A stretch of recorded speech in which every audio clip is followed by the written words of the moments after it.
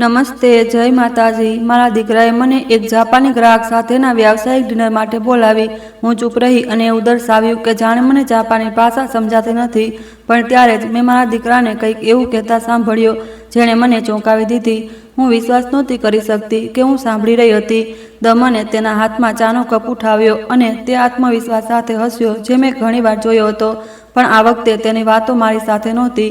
શક્તિ છે તે શ્રીમાન તકાહાશી જે તેની સામે બેઠા હતા તેમની સાથે જાપાનીમાં વાતો કરી રહ્યો હતો અને દરેક શબ્દ મારા હૃદયમાં છરીની જેમ ખૂંપી રહ્યો હતો। કૃપા કરીને મારી માની વાતોને નજરઅંદાજ કરો। તે સમયે હું બસ મારી સ્મિત જાળવી રાખી, તે સ્મિત જેને હું 67 વર્ષોમાં પરફેક્ટ કર્યું હતું, તે જ જે મારા પતિના મૃત્યુ સમયે દેખાડ્યું હતું અને દમન માટે મજબૂત બનવાનો પ્રયાસ કર્યો હતો, તે જ સ્મિત જે મેં મારા યાદોથી ભરેલા ઘરને વેચતી વખતે લગાવ્યું હતું, જેથી મારા એકમાત્ર દીકરાને તેના સપના પૂરા કરવાની તક આપી શકું। પણ મારા અંદર કંઈક તૂટી રહ્યું હતું, એક નાજુક કાચ જેને 3 વર્ષોથી તિરાડો પડી રહી હતી અને હવે તે ચૂરચૂર થઈ રહ્યો હતો। મારું નામ લતા મહેશ્વરી છે। હું 35 વર્ષો સુધી ભારતીય સાંસ્કૃતિક સંસ્થાનમાં ભાષાની શિક્ષિકા રહી। મેં સેંકડો વિદ્યાર્થીઓને ફ્રેન્ચ, અંગ્રેજી અને જાપાની શીખવ્યા। તેમાંથી ઘણા રાજદ્વારી, અનુવાદક અને આંતરરાષ્ટ્રીય વેપારી બન્યા। પણ તે ક્ષણે મારા દીકરા માટે હું બસ એક વૃદ્ધ સ્ત્રી હતી જે વ્યવસાયનું કંઈ સમજતી નહોતી। દમને વાતો ચાલુ રાખી અને દરેક શબ્દ પહેલા કરતાં ખરાબ હતો। તે અહીં એટલા માટે છે કારણ કે તેને બાળકોની દેખભાળ કરવા માટે કોઈની જરૂર હતી। આ વીકેન્ડમાં શ્રીમાન તકશીએ મને તે જાપાની શિષ્ટતાથી જોયું જેને હું સારી રીતે જાણતી હતી। તેમણે સન્માનના સંકેત તરીકે માથું થોડું નમાવ્યું, એક સન્માન જે મારા પોતાના દીકરાએ ન તો તેની ભાષામાં અને ન તો મારી ભાષામાં આપ્યું। અપર્ણા, મારી વહુ, આગળ ઝૂકી ગઈ અને વધુ ખુલ્લા કપડાં પહેરી રાખ્યા હતા। તે અંગ્રેજીમાં એક એવા લહેજામાં વાત કરવાનો પ્રયાસ કરી રહી હતી જેને તે સોફિસ્ટિકેડો સમજતી હતી, પણ તેને તે જોરદાર અને હાસ્યાસ્પદ લાગી રહી હતી। શ્રીમાન તકાહાશી, મારા પતિ, એક સફળ વ્યક્તિ છે જે પોતે જ બન્યા છે। મને હસવું આવી રહ્યું હતું। જો તે જાણતી, જો શ્રીમાન તકાહાશી જાણતા કે આ પોતે બનેલો માણસ મારા ઘરના વેચાણથી મળેલા 42,000, 40,20,000નો ઉપયોગ કરીને તે વ્યવસાયની શરૂઆત કરી રહ્યો હતો જેને તે હવે પોતાનો જણાવે છે। પણ મેં કંઈ ન કહ્યું, હજી નહીં। મેં મારી ગ્રીન ટીનો એક ઘૂંટ લીધો અને જોયું કે મારો દીકરો કેટલી સરળતાથી જૂઠું બોલી રહ્યો છે, જોયું કે અપર્ણા કેટલી બેતુકી રીતે ફ્લર્ટ કરી રહી હતી, જોયું કે શ્રીમાન તકાહાશી અસહજ લાગી રહ્યા હતા પણ શિષ્ટ, જેમ એક સન્માનિત જાપાનીને હોવું જોઈએ। અને પછી તે વાક્ય આવ્યું જેણે બધું બદલી નાખ્યું। શ્રીમાન તકાહાશીએ જાપાનીમાં પૂછ્યું કે તેમની સન્માનિત માતા આટલી ચૂપ કેમ છે? અમારી સંસ્કૃતિમાં વડીલો પહેલાં બોલે છે। દમને પોતાનો અવાજ થોડો ઓછો કર્યો જેમ હું તેને સાંભળી ન શકું। તે અહીં એટલા માટે છે કારણ કે હું તેને એકલા ઘરે છોડવા નહોતો માંગતો।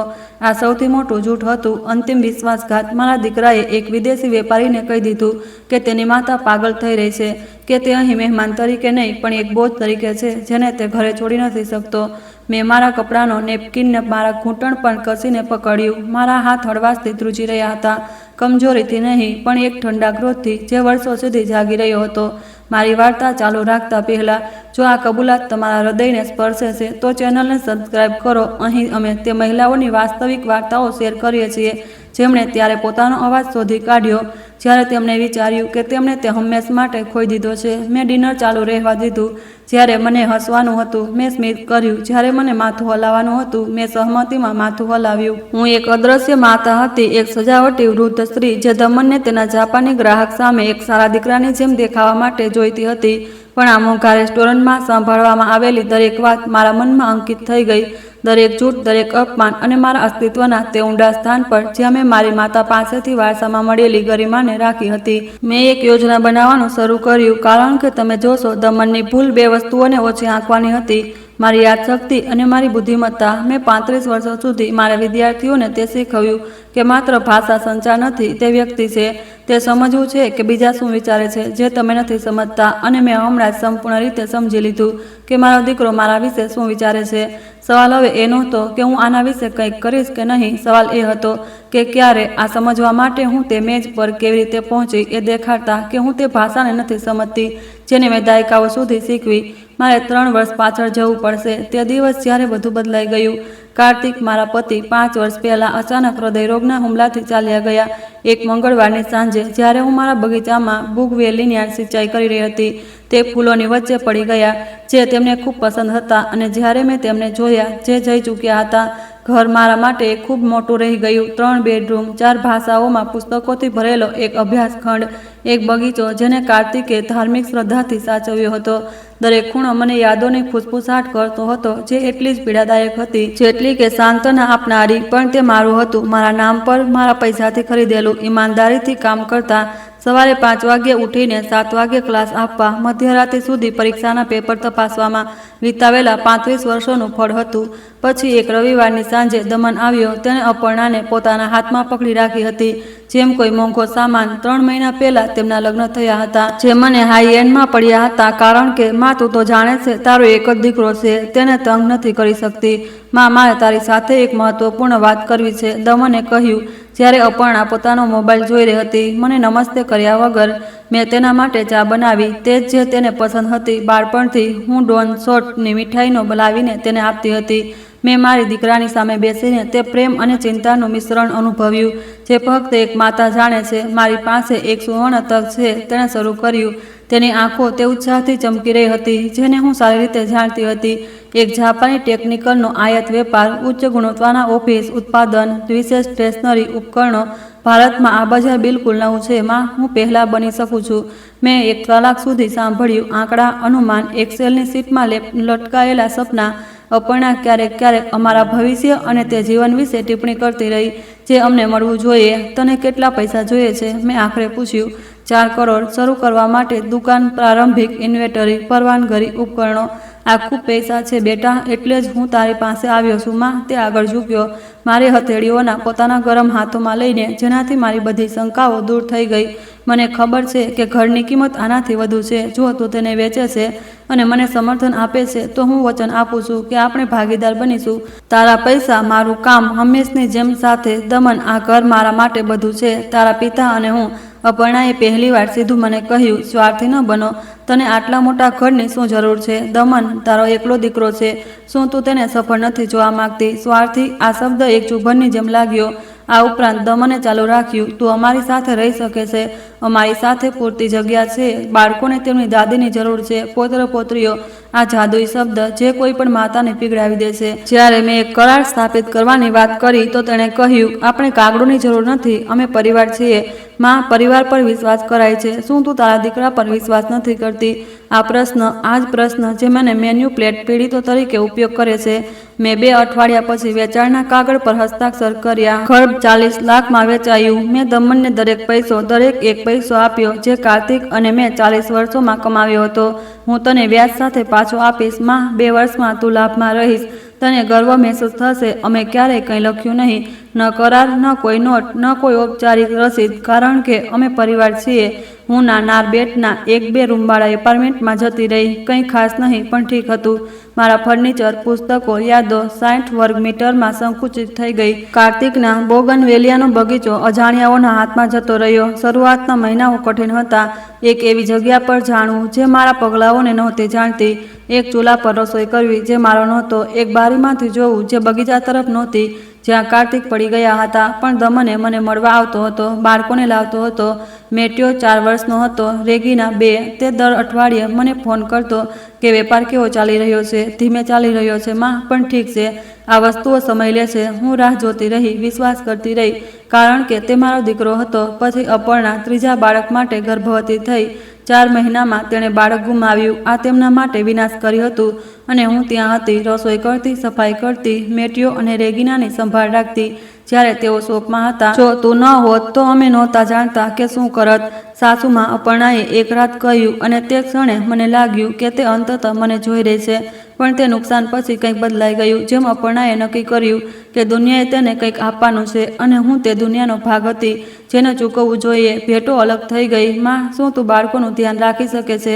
અપર્ણાને આરામની જરૂર છે. માં, શું તું તારો માલ બનાવી શકે છે? અમારી પાસે મહેમાનો છે. માં, શું તું તેમની સાથે આ વીકેન્ડમાં રહી શકે છે? અમે વેલે ધ બ્રાવોમાં જઈ રહ્યા છીએ. વેલે ધ બ્રાવો, આનો મતલબ હતો પૈસા, ખૂબ બધા પૈસા. પણ જ્યારે હું વેપાર વિશે પૂછતી હતી, ઉત્તર હંમેશા અસ્પષ્ટ હતા. ઠીક ચાલી રહ્યો છે માં, ધીમે ધીમે, પણ ઠીક છે. 1 વર્ષ પછી પૈસા આપ્યા પછી મેં વાત કરી કે વસ્તુઓ કેવી રીતે ચાલી રહી છે, ક્યારે અમે નફો જોઈશું, બધું કાગળોમાં ઔપચારિકતા સાથે કરવા વિશે. દમન મારી પર પહેલીવાર નારાજ થયો. કાગળ? હવે તું કાગળ માગે છે, તું તારા દીકરા પર વિશ્વાસ નથી કરતી. આ વિશ્વાસની કમી નથી દમન, આ વ્યવસ્થા છે બંને માટે સુરક્ષા. માં, હું વચનનો માણસ છું. વેપાર વિકાસના તબક્કામાં છે. મારે હવે કાગળો વિશે નહીં વિચારવું જોઈએ. અપર્ણાએ પોતાનું ઝેર ભેળવ્યું. અરે સાસુમાં, હવે અમે શંકા કરવા લાગ્યા. આમાં મારે કેટલું ખરાબ લાગે છે. હું તે દિવસે તેમના ઘરેથી ખાધા વગર, મારા પૌત્ર પૌત્રીઓને ગળે લગાવ્યા વગર એક એવી ગાંઠ સાથે ચાલી ગઈ જે હવે નહીં જાય. 2 વર્ષ હું મારા દીકરાના વચનની રાહ જોઈ રહી હતી. આ દરમિયાન મેં સોશિયલ મીડિયા પર તેમને મોંઘા રેસ્ટોરન્ટમાં ફોટો જોતા જોયા. અપર્ણા ડિઝાઇનર બેગ સાથે, દમન એક ઘડિયાળ સાથે. મેં જે 6 મહિનામાં ખર્ચ કરી શકું તેનાથી વધારેની હતી. પણ ક્યારેય મને મારા પૈસા પાછા આપવા માટે પૈસા નહોતા. અમે હજી પણ વિકાસમાં રોકાણ કરી રહ્યા છીએ. માં, તને સમજવું પડશે કે વ્યવસાયો કેવી રીતે કામ કરે છે. એવું સમજો કે હું કંઈ નથી જાણતી. જેમ કે 35 વર્ષોનું કામ અને પોતાનું ઘરનું પ્રબંધન કરવા છતાં મને કંઈ નથી મળ્યું. ફોન કોલ ઓછા થઈ ગયા અને મળવા ઝૂલવાનો સમય પણ ઘટી ગયો. હવે તે માત્ર ત્યારે જ મારી સાથે સંપર્ક કરતો હતો જ્યારે તેને કોઈ વસ્તુની જરૂર હોય, અને હું એક બેવકૂફની જેમ હંમેશા હા કહેતી હતી, કારણ કે તે મારો દીકરો હતો. મને તેને ગુમાવવાનો ડર હતો, કારણ કે ભારતીય માતાઓને અમને શીખવ્યું છે કે પ્રેમ બલિદાનમાં હોય છે, ચૂપ રહેવામાં, ત્યાં સુધી આપવામાં, જ્યાં સુધી આપવા માટે કંઈ ન રહે. તે રાત જ્યારે હું શ્રીમાન તખાસી સાથે ડિનર પર ગઈ હતી, ત્યારે મેં મારા દીકરાને માનસિક રીતે પુકારતા સાંભળ્યો. ત્યારે મને સમજાયું કે મેં તેને ખૂબ પહેલાં ખોઈ દીધો હતો. સવાલ એ હતો કે હું ક્યારે તેને જોવાનું છોડી ચૂકી હતી. સવારના બીજા દિવસે મેં શ્રીમાન તખાસી સાથે ડિનર પછી કંઈક અજીબ અનુભવતા આંખો ખોલી. આ દર્દ નહોતું, આ સ્પષ્ટતા હતી. જેમ એક ગંદી બારીને સાફ કરવા પર અચાનક બધું સાફ દેખાવા લાગે છે. મેં મારા નાના કિચનમાં ચા બનાવી. સૂરજ ધીમે ધીમે સામેની ઇમારતની બારીમાંથી અંદર આવી રહ્યો હતો. આ મારા જૂના ઘરના બુગનવેલિયાના બાગથી ખૂબ અલગ હતો, પણ આ મારું હતું. આ નાનું સ્થાન જ હવે મારી ઓળખ હતી. સવારે 9 વાગ્યે ફોન વાગ્યો. દમન, માં, તું કેવી છે? આશા છે કે તને રાતનું ખાણું ભારે ન લાગ્યું હોય. તેનો અવાજ સામાન્ય અને આરામદાયક હતો, જેમ કંઈ પણ ખોટું ન થયું હોય. હું ઠીક છું બેટા, સારું છે. સાંભળ, મારે તારી પાસે એક મદદ જોઈએ છે. બિલકુલ, મદદ માટે તો હું હંમેશા તૈયાર છું. અપર્ણાનો આ શનિવારે સ્પામાં અપોઇન્ટમેન્ટ છે. તું જાણે છે તેને આરામની જરૂર છે. શું તું મેટ્યો અને રેગિનાનું ધ્યાન રાખી શકીશ? મારે કેટલાક સપ્લાયર સાથે મીટિંગ છે. ક્યારે?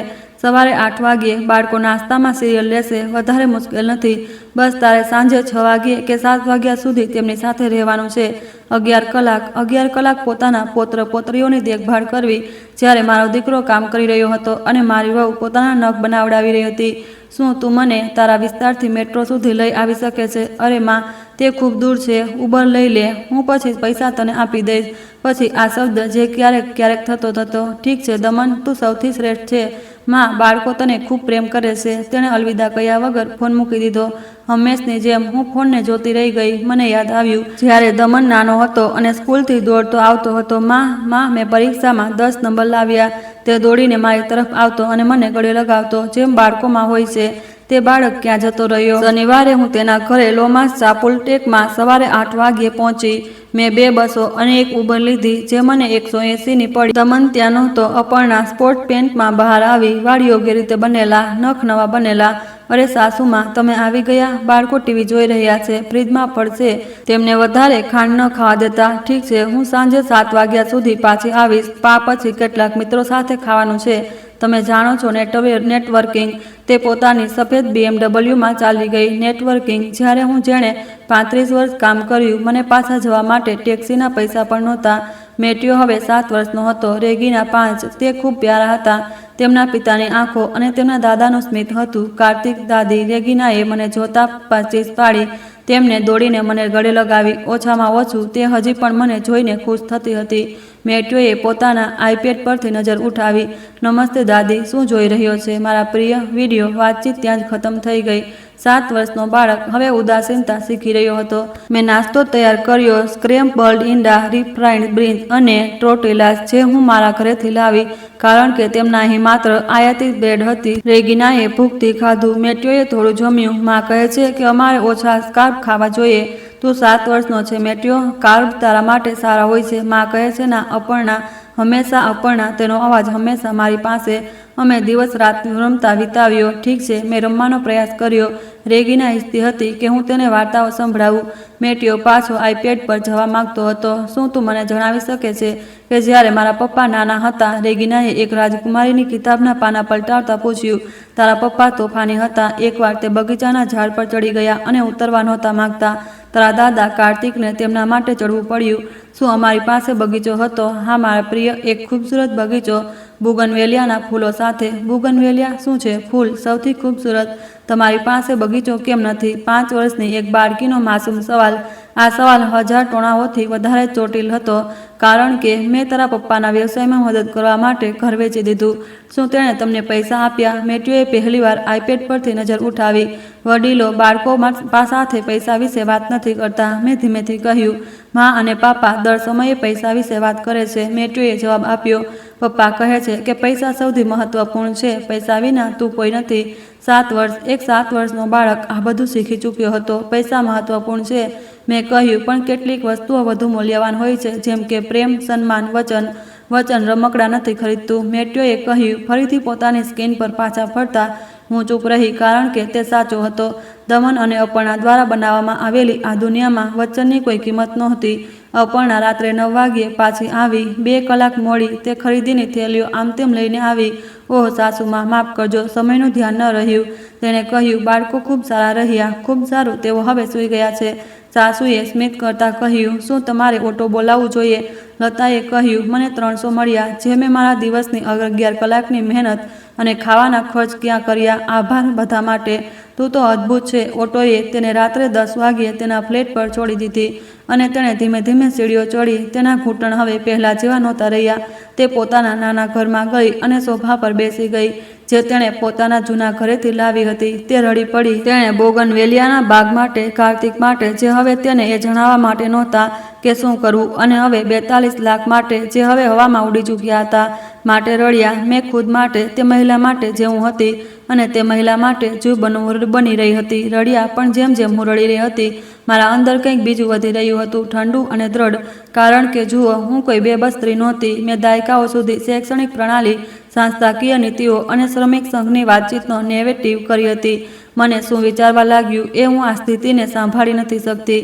તેણે પોતાના આંસુ લૂછ્યા. કેમોમાઇલની ચા બનાવી, પોતાનો જૂનો લેપટોપ ખોલ્યો અને સંશોધન કરવા લાગી. પારિવારિક ધિરાણના કાયદા, દસ્તાવેજી પુરાવા, બેંક ટ્રાન્સફર, ક્લેમ અધિકાર. જો દમન વ્યવસાય બનાવવાની રમત રમવા માંગે છે, તો તેને એ સમજવું પડશે કે વેપાર ફક્ત સારા શબ્દોથી નથી થતો, તે કરારો સાથે થાય છે. અને ભલે અમારી પાસે કોઈ હસ્તાક્ષર કરેલો કાગળ ન હોય, મારી પાસે કંઈક બીજું હતું. મારી પાસે સચ્ચાઈ હતી, અને બેંક ટ્રાન્સફર જૂઠું નથી બોલતો. તે રાત પાછી ગઈ. મુંબઈના તે રેસ્ટોરન્ટમાં જ્યાં ચાની ચૂસકી લેતા તેના સામે માછલી પીરસાઈ હતી. દમને તેને જોયા વગર ઓર્ડર આપ્યો, એ માનતા કે ત્યાં જ ખાશે, જે તે હંમેશા ખાતી હતી. શ્રીમંત ખાસી, 50ની આસપાસ, યોગ્ય રીતે કાંચકી કરેલા વાળ અને ઘેરા રંગનો સૂટ પહેરેલા.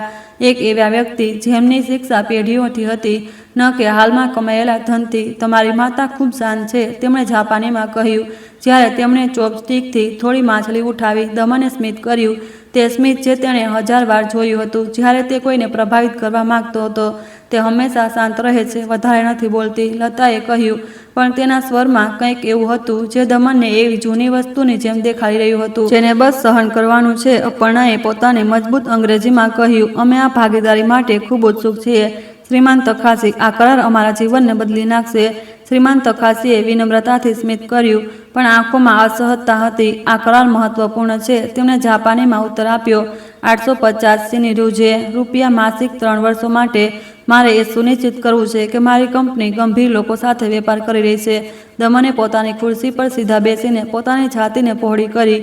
હું અહીં એકલો આવ્યો છું, શ્રીમાન તખાસી, કોઈની મદદ વિના, પારિવારિક મૂડી વિના. ઉદ્યમ કરવો ખૂબ મુશ્કેલ છે. તમે કેવી રીતે કર્યું?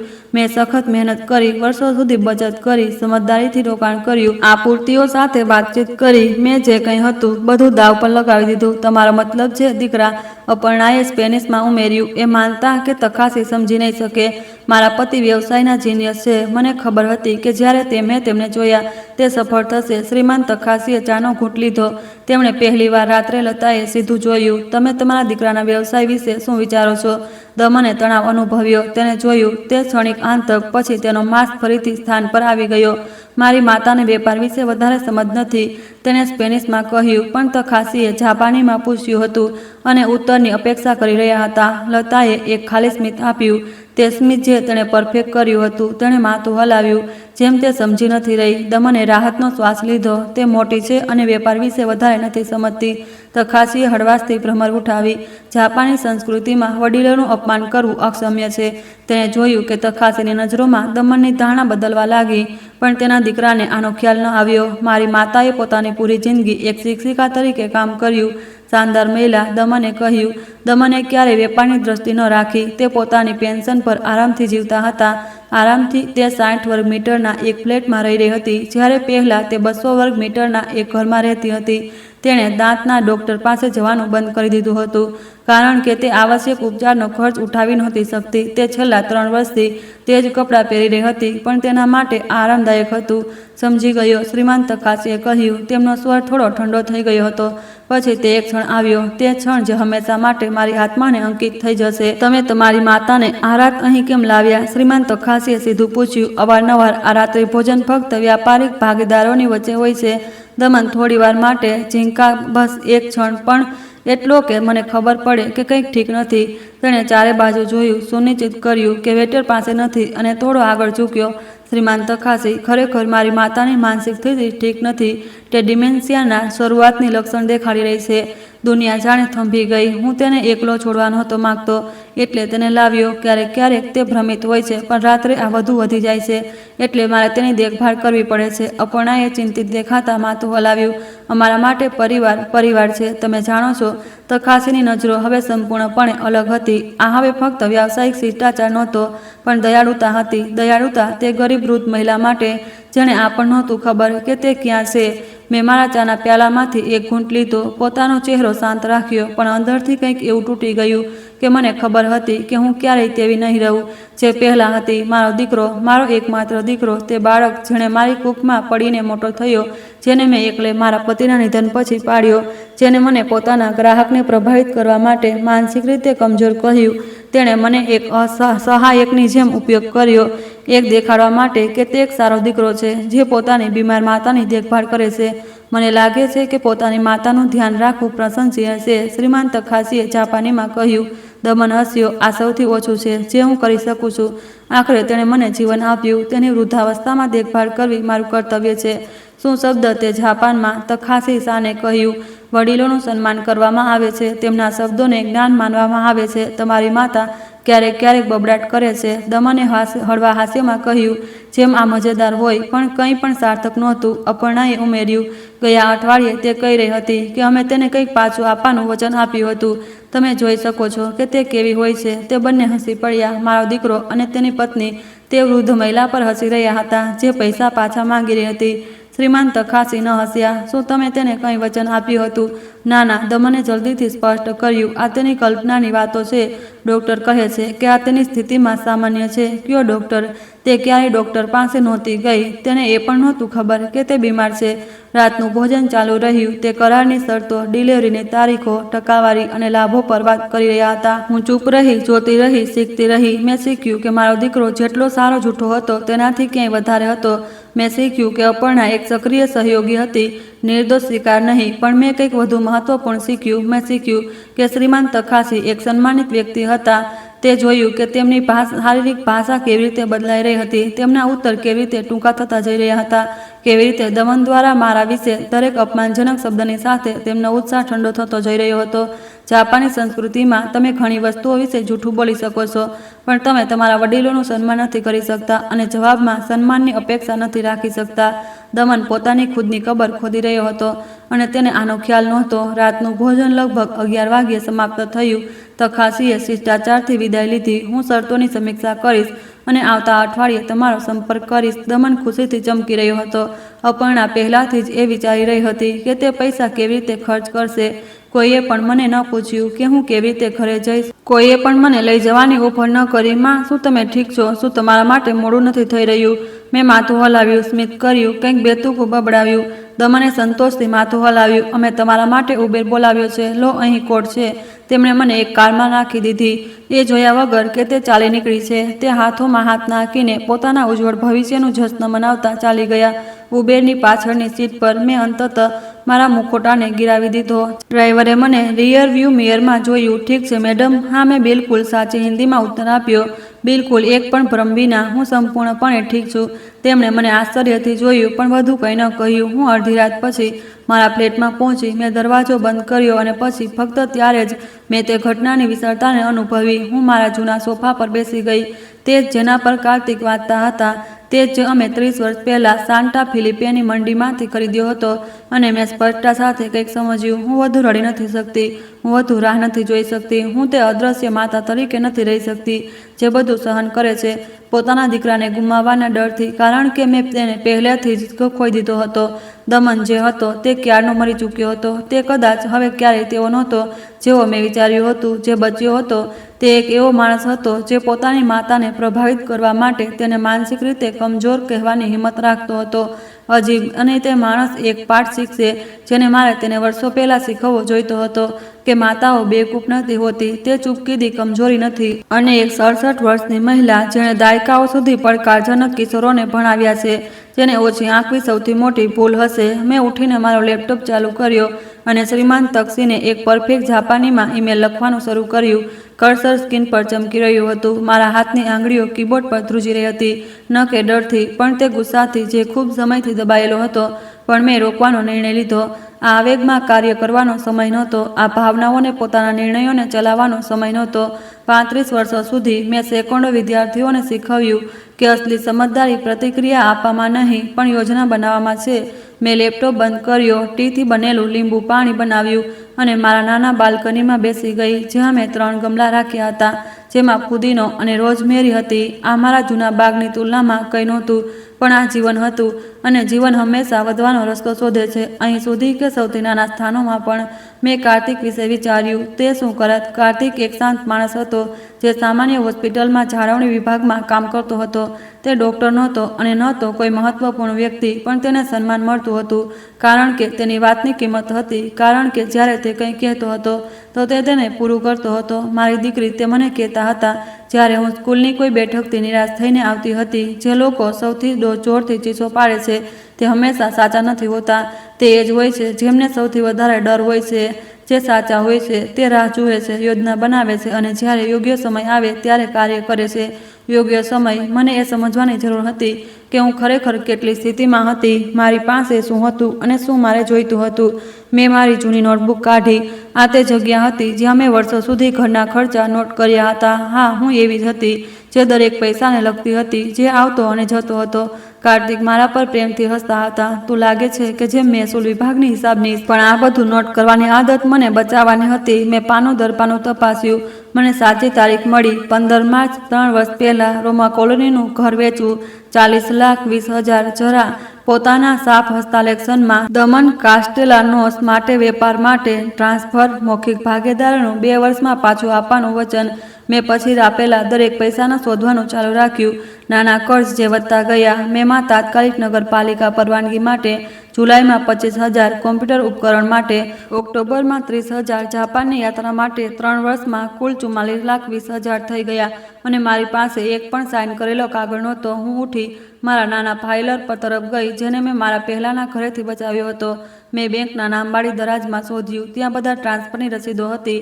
દરેક એક પૈસો દસ્તાવેજીકૃત હતો અને આ એક કરાર નહોતો, પણ આ પુરાવો હતો. બીજા દિવસે મેં સ્નાન કર્યું. મારા મહત્વપૂર્ણ પ્રસંગો માટે રાખેલા ગ્રે સૂટમાં તૈયાર થઈ. મેં હળવો મેકઅપ કર્યો અને અરીસામાં જોયું. ત્યાં હું હતી, લતા મહેશ્વરી, 67 વર્ષ, રિટાયર્ડ ટીચર, વિધવા, છેતરાયેલી માતા, પણ સાથે જ એક શિક્ષિત, સમજદાર મહિલા જેમાં દસ્તાવેજો, ઉત્તમ સ્મૃતિ અને મારા મગજમાં એક યોજના બની રહી હતી. પહેલી અડચણ, બેંક. નમસ્તે, મને છેલ્લા 3 વર્ષનું બેંક સંપૂર્ણ સ્ટેટમેન્ટ જોઈએ. બધા ટ્રાન્સફર, ખાસ કરીને જે મેં આ ખાતામાં કર્યા. મેં દમનનો ખાતા નંબર જણાવ્યો જે મેં યાદ કરી લીધો હતો. એક લગભગ 30 વર્ષની છોકરીએ મને તે મિશ્રિત સન્માન અને દયાથી જોઈ જે વડીલોને આપવામાં આવે છે. આ કોઈ કાનૂની મામલા માટે છે મેડમ? હા, હોઈ શકે. તેણે મને બધું આપ્યું. 22 પાનાની ટ્રાન્સફરની જાણકારી, દરેક જમા તારીખ, સમય, રાશિ સાથે દસ્તાવેજીકૃત હતી. બીજી અડચણ, મારી જૂની છાત્રા મર્સિડીઝને મળવું. મર્સિડીઝ 20 વર્ષ પહેલા મારી છાત્રા રહી હતી. એક પ્રતિભાશાળી છોકરી જે અંગ્રેજી બોલતી વખતે ખરાબ રીતે હકલાતી હતી, પણ જે સંખ્યાઓ માટે એક ઉપાર રાખતી હતી. મેં ધીરજ રાખી અને અમે સાથે ક્લાસમાં પછી 2 વર્ષ કામ કર્યું. તે ચાર્ટેડ એકાઉન્ટ બની અને હવે તેમની પોતાની ઓફિસ હતી. તેણે ક્યારેય ન ભૂલ્યું કે તે શિક્ષિકા જેણે તેના પર વિશ્વાસ કર્યો જ્યારે બીજા તેની મજાક ઉડાવતા હતા. ટીચર લતા, તેણે મને ગળે લગાવતા કહ્યું, કેટલો સમય થઈ ગયો, તમે કેમ છો? અમે તેની આધુનિક ઓફિસમાં બેઠા. મોટી બારીઓ, છોડ, દિવાલ પર ફ્રેમ કરેલો ડિપ્લોમા. મર્સિડીઝ, મને તારી મદદ જોઈએ અને તારી ગોપનીયતાની આવશ્યકતા છે. મેં તેને બધું જણાવ્યું, દરેક વિવરણ, મારા ઘરનું વેચાણ, ભાગીદારીનું વચન, વર્ષોની ચૂપકીદી, તે રહસ્ય ઉદ્ઘાટન ભોજન. મર્સિડીઝે રોકાયા વગર સાંભળ્યું. તેનો ચહેરો આશ્ચર્યથી આક્રોશમાં બદલાઈ ગયો. ટીચર, આ પારિવારિક છેતરપિંડી છે. અમારે કાર્ય કરવું પડશે. પહેલાં મને એ જાણવું પડશે કે હું કાનૂની રીતે કઈ સ્થિતિમાં છું. મને તપાસ કરવા દો. મારી રીતે એક વકીલ મિત્ર છે જે નાગરિક અને પારિવારિક મામલાઓમાં વિશેષજ્ઞ છે. પણ મને જણાવો, શું તમારી પાસે કોઈ પુરાવો છે? મેં બેંકમાં 22 પાના, મારી નોટબુક અને વોટ્સએપ સંદેશ કાઢ્યા જ્યાં દમન મારી પાસે કર્જ માગતો હતો. મર્સિડીઝે ધીમેથી સીટી વગાડી. ટીચર, તમે હંમેશા સૌથી વ્યવસ્થિત હતા. જુઓ, એટલે જ તમે અમને ક્લાસમાં વધુ રેકોર્ડ કરવા માટે મજબૂર કર્યા. મેં દિવસોમાં પહેલીવાર હસતા હતા અને કહ્યું, એક જૂની ટીચરની આદતો જૂની નથી, સમજદાર છે. આમાં ફરક છે. હું ત્યાંથી એક USB માં બધું એક કોપી કરીને લઈ નીકળી અને મર્સિડીઝ તેના વકીલ મિત્રનો સંપર્ક કરવાનું વચન આપ્યું. ત્રીજી અડચણ, કંઈક એવું જે મારે ખુદ કરવું હતું. હું મારા એપાર્ટમેન્ટ પાસેના એક કેફેમાં ગઈ, એક અમેરિકન કોફી મંગાવી, મારો મોબાઈલ કાઢ્યો અને અંતતઃ ઈમેલ લખ્યો જેને મેં રાતભર મારા મગજમાં તૈયાર કર્યો હતો. પ્રિય તખાસી શાન, મને સીધો સંપર્ક કરવા બદલ ખેદ છે, પણ મને કેટલી વસ્તુઓ સ્પષ્ટ કરવાની જરૂર છે. મેં જે ગઈકાલ રાતના રાત્રિભોજન દરમિયાન સાંભળી. મારું નામ લતા મહેશ્વરી છે. હું દમન મહેશ્વરીની માતા છું જે તેના સંભવિત વેપાર ભાગીદાર છે. મારા દીકરાએ તમને જે જાણકારી આપી તેના વિપરીત, હું ન તો માનસિક રોગી છું અને ન તો મને કોઈ સ્મૃતિ દોષ છે. હું ભારતીય સાંસ્કૃતિક સંસ્થાનની સેવાનિવૃત્ત શિક્ષિકા છું જ્યાં મેં 35 વર્ષો સુધી જાપાની ભાષાનું શિક્ષણ આપ્યું. હું જાપાની ભાષાને સારી રીતે સમજું છું. મેં તમારી વાતચીતના દરેક શબ્દને સાંભળ્યો. મને આ નૈતિક જવાબદારી મહેસૂસ થાય છે કે હું તમને કેટલી મહત્વપૂર્ણ જાણકારી આપું છું જે તમારા વેપાર નિર્ણય માટે પ્રાસંગિક છે. પહેલું, મારા દીકરાની પ્રારંભિક મૂડી મારા પરિવારના ઘરના વેચાણમાંથી આવી જેની કિંમત 40,20,000 હતી. અને બીજું, આ પૈસા અમને 50% ભાગીદારીને મૌખિક વચન પર આપવામાં આવ્યા હતા. ત્રીજું, અમારા વચ્ચે કોઈ ઔપચારિક કરાર નથી. ચોથું, 3 વર્ષોમાં મેં એક પણ રૂપિયો પાછો નથી મેળવ્યો. પાંચમું, મારા દીકરાએ કહ્યું કે તે જ્યાં છે ત્યાં કોઈની મદદ વિના પહોંચ્યો. આ જૂઠ છે. હું મારા દીકરાના વ્યવસાયને નુકસાન પહોંચાડવા નથી માંગતી, પણ તેની સંસ્કૃતિની જેમ, જેને હું ગહેરાઈથી સન્માન કરું છું. સત્ય અને પારિવારિક સન્માન મહત્વપૂર્ણ છે. એક માણસ જે પોતાની માતા વિશે જૂઠું બોલે અને તેને માનસિક રોગી કહે છે, તે પોતાના વ્યાવસાયિક ભાગીદારોથી શું જૂઠું બોલશે? હું આ જાણકારી તમારા વિવેક પર છોડું છું. તમે એક સન્માનિત વ્યક્તિ છો. તેમને આની સાથે શું કરવું છે તે તમે જાણશો. સાદર અને તમારી સંસ્કૃતિ પ્રત્યે સન્માન સાથે, લતા મહેશ્વરી, સેવાનિવૃત્ત શિક્ષિકા, ભારતીય સાંસ્કૃતિક સંસ્થાન. મેં ઈમેલને 3 વાર વાંચ્યું, કેટલાક શબ્દોને બદલી દીધા, તેને ઓછા ભાવનાત્મક અને વધુ તથ્યાત્મક બનાવી દીધા. વધુ જાપાની દ્રષ્ટિકોણ સાથે મારી આંગળી બટન મોકલવા પર રોકાઈ ગઈ. હું ખરેખર આ કરવા જઈ રહી હતી. હું મારા દીકરાના વ્યવસાયને સબોટાઇઝિંગ કરવા જઈ રહી હતી. પણ પછી મને તેનો અવાજ યાદ આવ્યો. કંજો ઇચિયો નો શોકી દંકાઈની ઓરીમાસુ. તે ડિમોન્શિયાના શરૂઆતની સ્ટેજમાં છે. મેં તેનું હાસ્ય, અપર્ણાનું હાસ્ય યાદ કર્યું. શ્રીમાન તખાસેની સહાનુભૂતિપૂર્ણ નજરો. મને યાદ આવ્યું જ્યારે પણ તેણે મારી પાસે માત્ર કંઈક માગ્યું, જ્યારે તેણે મને પોતાની નોકરાણીની જેમ ટ્રીટ કરી, જ્યારે મેં મારા પૈસા વિશે પૂછ્યું અને તેને લાલચી મહેસૂસ કરાવ્યું. મારો દીકરો હવે તે બાળક નહોતો જે દોડીને મને ગળે મળતો હતો. તે એક એવો માણસ હતો જે એક અજાણ્યા સામે પોતાની માતાની ગરિમાને નષ્ટ કરવામાં સક્ષમ હતો. અને હું હવે તે માતા નહોતી જે બધું બલિદાન કરવા માટે તૈયાર હતી. હું એક એવી સ્ત્રી બની ગઈ હતી જે પોતાની ગરિમા સાથે જીવવાનો અધિકાર માંગી રહી હતી. મેં સેન્ડ બટન દબાવ્યું. ઈમેલ જતો રહ્યો. હવે પાછા ફરવાનો કોઈ રસ્તો નહોતો. હું સ્ક્રીનને જોતી રહી. મારી ચા ઠંડી થઈ રહી હતી. બહાર મુંબઈ પોતાની તેજ રફતારથી ચાલી રહ્યું હતું. કોઈને નહોતું ખબર કે તે નાના કેફેમાં એક 67 વર્ષીય મહિલાએ ચૂપચાપ એક યુદ્ધની ઘોષણા કરી હતી. મારો ફોન વાઇબ્રેટ થયો. મર્સિડીઝ મેડમ, મેં રોડ્રિગો વકીલ સાથે વાત કરી. તે કહે છે કે તમારી પાસે એક મામલો છે. બેંક ટ્રાન્સફર માન્ય સાક્ષ્ય છે, પારિવારિક ધિરાણો અને મૌખિક વાદાઓ પર પહેલાથી જ કાયદો છે. શું તમે આવતીકાલ સવારે આવવા માંગશો? મેં જવાબ આપ્યો, હા, હું ત્યાં રહીશ. તે રાત મેં વર્ષોમાં સૌથી સારી ઊંઘ લીધી. ન કે એટલા માટે કે હું શાંતિમાં હતી, પણ એટલા માટે કે મેં અંતતઃ પીડિતા બનવાનું બંધ કરી દીધું હતું. મેં યોદ્ધા બનવાનો નિર્ણય લીધો હતો. રોડ્રિગો મેન્ડેઝ ની એક નાની ઓફિસ હતી વેલ કોલોનીમાં. ખૂબ ભવ્ય નહીં, પણ વ્યવસ્થિત. દિવાલો પર ડિપ્લોમા, દરેક સપાટી પર સ્ટગ્ડ કાયદાની કિતાબો. ત્યાં કોફી અને જૂના કાગળોની ખુશ્બુ હતી. તે લગભગ 40 વર્ષનો માણસ હતો, નાની દાઢી અને ચશ્મા પહેરેલો. એક એવા પ્રોફેસરની જેમ દેખાતો હતો જે વિશ્વાસ પેદા કરે છે. મેડમ માહેશ્વરી, મર્સિડીઝે મને તમારી સ્થિતિ વિશે જણાવ્યું. સૌથી પહેલાં હું તમને જણાવવા માંગુ છું કે તમે આ મામલામાં એકલા નથી. અને બીજું, તમારી પાસે કદાચ જેટલું તમે વિચાર્યું છો તેનાથી વધુ કાનૂની આધાર છે. હું તેમાં ડેસ્ક સામે બેસી ગઈ, મારા ફોલ્ડર સાથે બધા દસ્તાવેજો મૂકી દીધા. મારી પાસે કોઈ હસ્તાક્ષરિત કરાર નથી. તમને દરેક વસ્તુ માટે તેની આવશ્યકતા નથી. બેંક ટ્રાન્સફર દસ્તાવેજ સાક્ષ્ય છે, વોટ્સએપ સંદેશ ડિજિટલ સાક્ષ્ય છે, તમારી વ્યક્તિગત ડાયરી જો સારી રીતે રાખવામાં આવી હોય તો સમકાલીન રેકોર્ડ તરીકે કાર્ય કરી શકે છે. તે થોડીવાર રોકાયો. તેણે મને સીધી આંખોમાં જોયું. મેડમ, શું તમે નિશ્ચિત કરો છો કે તમે આ કરવા માંગો છો? એકવાર જ્યારે અમે તમારા દીકરા વિરુદ્ધ કાનૂની કાર્યવાહી શરૂ કરીશું તો કોઈ વાપસી નહીં હોય. પારિવારિક સંબંધો હંમેશા માટે પ્રભાવિત થાય છે. સંબંધ પહેલાથી જ તૂટેલો છે, મેં એક શાંતિથી કહ્યું, જે મને ખુદ આશ્ચર્યચકિત કરી ગઈ. બસ હું તેને નથી જોઈ રહી હતી. તેણે ધીમે ધીમે માથું હલાવ્યું. ઠીક છે, તો ચાલો આપણે બધું યોગ્ય રીતે કરીશું, પગલું દર પગલું. તેણે એક લેપટોપ ખોલ્યો. પહેલાં મને બધું ફરીથી જણાવો, શરૂઆતથી, કંઈ પણ ન છોડો.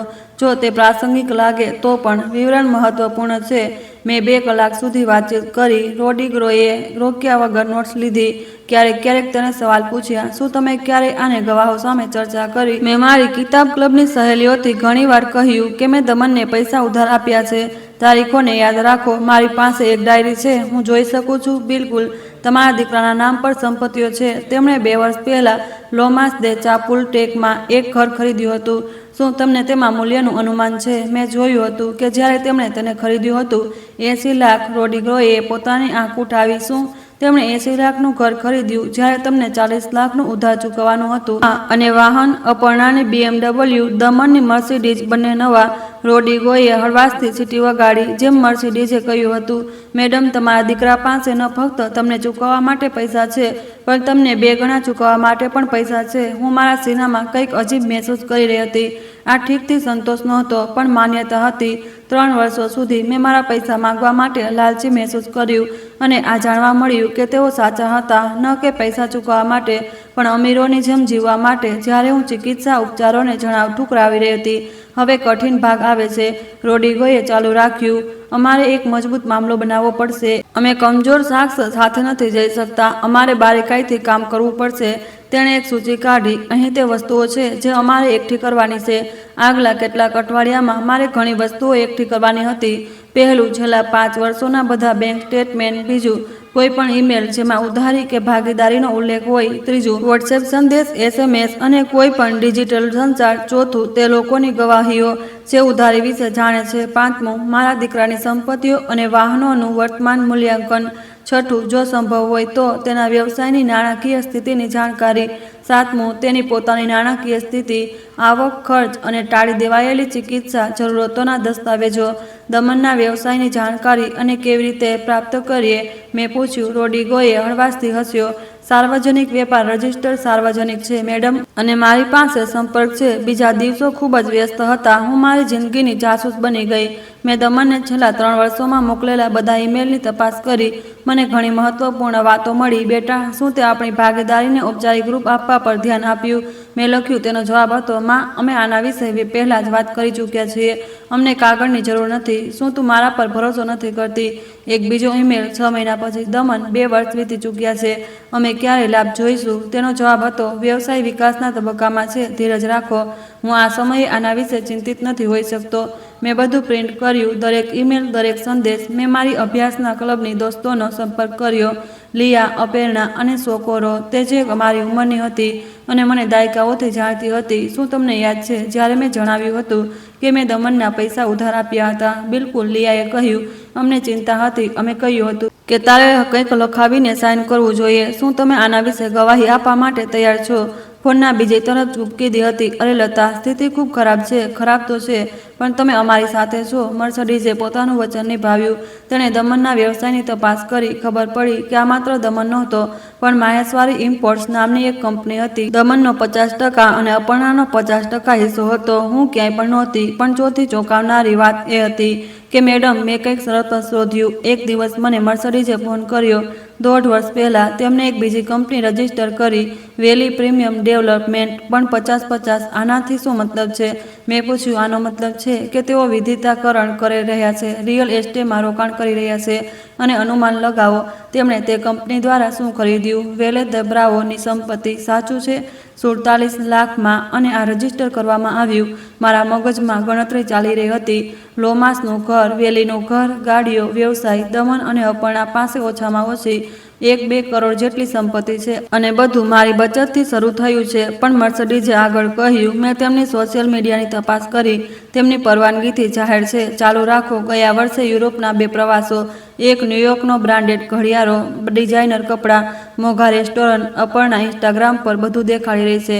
તેણે મને સ્ક્રીનશોટ મોકલ્યા. અપર્ણા પેરિસમાં એકલી ટાવરની સામે, દમનના રૂમમાં, તેની કાંડા પર રોલેક્સ, બંને એક યાટ પર અલ્કાપુલ્કોમાં, જ્યારે હું બીન્સ ખાઈ રહી હતી જેથી બચત કરી શકું. મર્સડીઝ, આવું કોણ કરે છે? એક એવો વ્યક્તિ જેણે ક્યારેય પરિણામોનો સામનો નથી કર્યો. મેડમ રોડ્રિગોએ 2 અઠવાડિયા પછી એક બેઠક બોલાવી. મેડમ માહેશ્વરી, અમારી પાસે એક મજબૂત મામલો છે, ખૂબ મજબૂત. તેણે પોતાના ડેસ્ક પર એક જાડો ફોલ્ડર રાખ્યો. અહીં બધું છે. બેંક ટ્રાન્સફર દેખાડે છે કે તમે 40,50,000ની શરૂઆતની રાશિ આપી, સાથે જ 20 લાખના નાના લોન, કુલ મળીને 44,20,000. ઈમેલ દર્શાવે છે કે ભાગીદારીનું વચન થયું હતું, ભલે તે મૌખિક હોય. તે દસ્તાવેજીત છે. તમારી દોસ્તોની ગવાહીઓ સાબિત કરે છે કે તમે તેને રોકાણ તરીકે કહ્યું, ન કે ઉપાડ તરીકે. તમારા દીકરાની વર્તમાન સંપત્તિ ચૂકવણીની ક્ષમતા દર્શાવે છે. તેણે નાટકીય રીતે એક ઠહેરાવ લીધો. મેં કંઈક ખૂબ રસપ્રદ શોધ્યું. એક દસ્તાવેજ પોતાના ડેસ્ક પર રાખ્યો. માહેશ્વરી ઇમ્પોર્ટેન્સનું લાભ અને હાનિ વિવરણ. તમે આ કેવી રીતે શોધ્યું? મારા રસ્તાઓ છે મહત્વપૂર્ણ. તે એક કંપની છે, સરેરાશ 10 લાખની માસિક આવક ઉત્પન્ન કરે છે, લગભગ 35 લાખની શુદ્ધ આવક, 35 લાખની માસિક, અને તે પણ 10 લાખ પણ નથી આપી શકતો. મામલો કેટલો મજબૂત છે? ખૂબ મજબૂત. હું 2 રસ્તાઓ પર મુકદ્દમો કરી રહી છું. પહેલો, ઉધારી ન ચૂકવવા માટે નાગરિક મુકદ્દમો. બીજું, જો તમે વધુ આક્રમક થવા માંગો તો પારિવારિક છેતરપિંડી અને ગેરકાયદેસર ધન માટે મુકદ્દમો. તમે કોને સલાહ આપશો? આ તેના પર નિર્ભર રહે છે. તમે શું હાંસલ કરવા માંગો છો? જો તમે ફક્ત તમારા પૈસા માંગો તો નાગરિક માર્ગ વધુ ઝડપી બને છે. જો તમે ઈચ્છો કે તેઓ એક પાઠ શીખે. હું ચૂપ થઈ ગઈ. મેડમ, હું ઈચ્છું છું કે તેઓ શીખે, પણ મને એ પણ જોઈએ છે કે મારા પૌત્ર-પૌત્રીઓ આ ન વિચારે કે આ ઠીક છે, કે લોકોનો ઉપયોગ કરવો સાચું છે, કે જૂઠું બોલવું સાચું છે. રોડ્રિગોએ માથું હલાવ્યું. તેઓ આ બંને માટે ચાલીએ છીએ, નાગરિક મુકદ્દમો અને એક નૈતિક ફરિયાદ. અને અમે ફક્ત મૂડી નહીં, પણ વ્યાજ પણ માંગવા જઈ રહ્યા છીએ. 10% વાર્ષિક પર 3 વર્ષ છે. અમે લગભગ 68 લાખ જેટલીની વાત કરી રહ્યા છીએ. હું થોડીવાર ડીજી થઈ ગઈ. આ ખૂબ પૈસા છે. આ યોગ્ય છે? મેડમ, તેમણે તમને તે પૈસામાં રોકાણ કરવાનો અવસર છીનવી લીધો. તેમણે તમને સન્માનથી જીવવાનો અવસર છીનવી લીધો. તે પૈસાની એક કિંમત છે, અને જો તેઓ નથી કરી શકતા તો અમે જપ્ત કરીશું. વેલીનું ઘર વેચી શકાય છે, ગાડીઓ વેચી શકાય છે, કંપનીના ખાતાઓ પર જપ્તીનો આદેશ હોઈ શકે છે. હું તમને નષ્ટ નથી કરવા માંગતી. મેડમ, પૂરા સન્માન સાથે, તેમને તમને નષ્ટ કરવામાં સમસ્યા ન જોઈ. તમે સાચા છો. અમે ક્યારે શરૂ કરી શકીએ? અમે પહેલાથી શરૂ કરી ચૂક્યા છીએ. બસ મને તમારી સ્વીકૃતિ જોઈએ છે કે હું મુકદ્દમો રજૂ કરી શકું. મેં મારા સામેના દસ્તાવેજને જોયું. એક સાદી સાઇન અને બધું બદલાઈ જશે. મેં દમનનું બાળપણ યાદ કર્યું, જ્યારે તે જન્મ્યો હતો. તેના પહેલા દિવસે સ્કૂલમાં, જ્યારે કાર્તિક મર્યા અને તેને મને ગળે લગાવ્યો અને કહ્યું, હું હવે તમારી દેખભાળ કરીશ માં. પણ તે બાળક હવે નહોતો, અને મારે આ સ્વીકારવું પડ્યું. મેં સાઇન કરવા માટે પેન ઉઠાવી. કલમ ઉઠાવી મેં દસ્તાવેજ કરી. ચાલો આ કરીએ. મેડમ માહેશ્વરી રાડીગોએ હસતા કહ્યું, હું તમને વચન આપું છું કે અમે તમારી ગરિમા અને તમારા બંને પૈસાનું પાછા લાવીશું. હું તે ઓફિસમાંથી બહાર આવી અને એક અજીબ અહેસાસ થયો. આ ખુશી નહોતી, ન તો ઉદાસી, આ એક દ્રઢતા હતી. એક 67 વર્ષીય ભારતીય આ માતા આ સાબિત કરવા જઈ રહી હતી કે સન્માનની ભીખ નથી માગવામાં આવતી, તેને માગવામાં આવે છે અને જો નથી આપવામાં આવતું તો તેને લેવામાં આવે છે. 2 દિવસ પછી જ્યારે મેં દમન સાથે કાગળ પર દસ્તખત કર્યા, મારો ફોન વાગ્યો. આ દમન હતો. મારું હૃદય એક પળ માટે ધડકી ગયું. મને પહેલાથી જ ખબર હતી. કોઈએ તેને કહ્યું હતું, માં તમે કેમ છો? તેનો અવાજ સામાન્ય અને સહજ હતો. તેને કંઈ નહોતું ખબર. ઠીક છું બેટા, અને તું? બિલકુલ શાનદાર. જુઓ, મને તારી પાસે એક મોટો એહસાન કરાવો છે. બિલકુલ એહસાન? અપર્ણા એક ડિનરનું આયોજન કરી રહી છે. આ ખૂબ મહત્વપૂર્ણ છે. 20 સંભવિત રોકાણકારો, અસલી પૈસાવાળા લોકો. માં, આ અમારો વેપાર વધારવાનો મોકો છે. અમારો મોકો. જેમ હું પણ આમાં ભાગીદાર છું. અને તારા પકોડા તો લેજન્ડરી છે અને તારી બિરયાનીની તો વાત જ કંઈક ઓર છે. મહેમાનો ભારતીય છે માં, તેમને તે ખાણું જોઈએ જે તેની આત્મા સુધી પહોંચે, ન કે તે ફેન્સી વસ્તુઓ જે સ્વાધીન હોય છે. શું તું ખાણું બનાવી શકે છે? આ તો બેસ્ટ હશે. અપર્ણા આ આયોજનના કારણે ખૂબ તણાવમાં છે. જો તું ખાણું સંભાળી લેશે તો આ એક બોજ ઓછો થશે. ક્યારે? આ શુક્રવારે. આજે મંગળવાર છે. 20 લોકો માટે ખાણું તૈયાર કરવા માટે 3 દિવસ છે બેટા. આ ઘણું કામ છે. અને સામગ્રી? અરે માં, આની ચિંતા ન કર. અમે તને બધા માટે પૈસા મોકલીશું. 2000 ઠીક છે. 2000 20 લોકોના ખાણા માટે. એક રેસ્ટોરન્ટ ઓછામાં ઓછા 7000 લેશે. અને આ ક્યાં થશે? ઘર પર. અમારે સવારે જલ્દી આવવું પડશે જેથી રાત્રે 8 વાગ્યા સુધી બધું તૈયાર થઈ શકે. તું સવારે 9 વાગ્યે આવી શકે છે. 11 કલાક ખાણું બનાવવું. 11 કલાક એક એવી રસોઈમાં ઊભું રહેવું જે મારી નથી. મને ના કહેવું જોઈતું હતું. મારે કોઈ બહાનું બનાવવું જોઈતું હતું. પણ મારા એક હિસ્સાએ જોવું ચાહ્યું. મેં જે પહેલાંથી જાણી લીધું હતું તેને પુષ્ટિ કરવા ચાહ્યું. મને તે અંતિમ બૂંદની જરૂર હતી જે વાસણને સંપૂર્ણપણે ભરી દે. ઠીક છે દમન, હું ત્યાં રહીશ. તું સૌથી શ્રેષ્ઠ માં છો.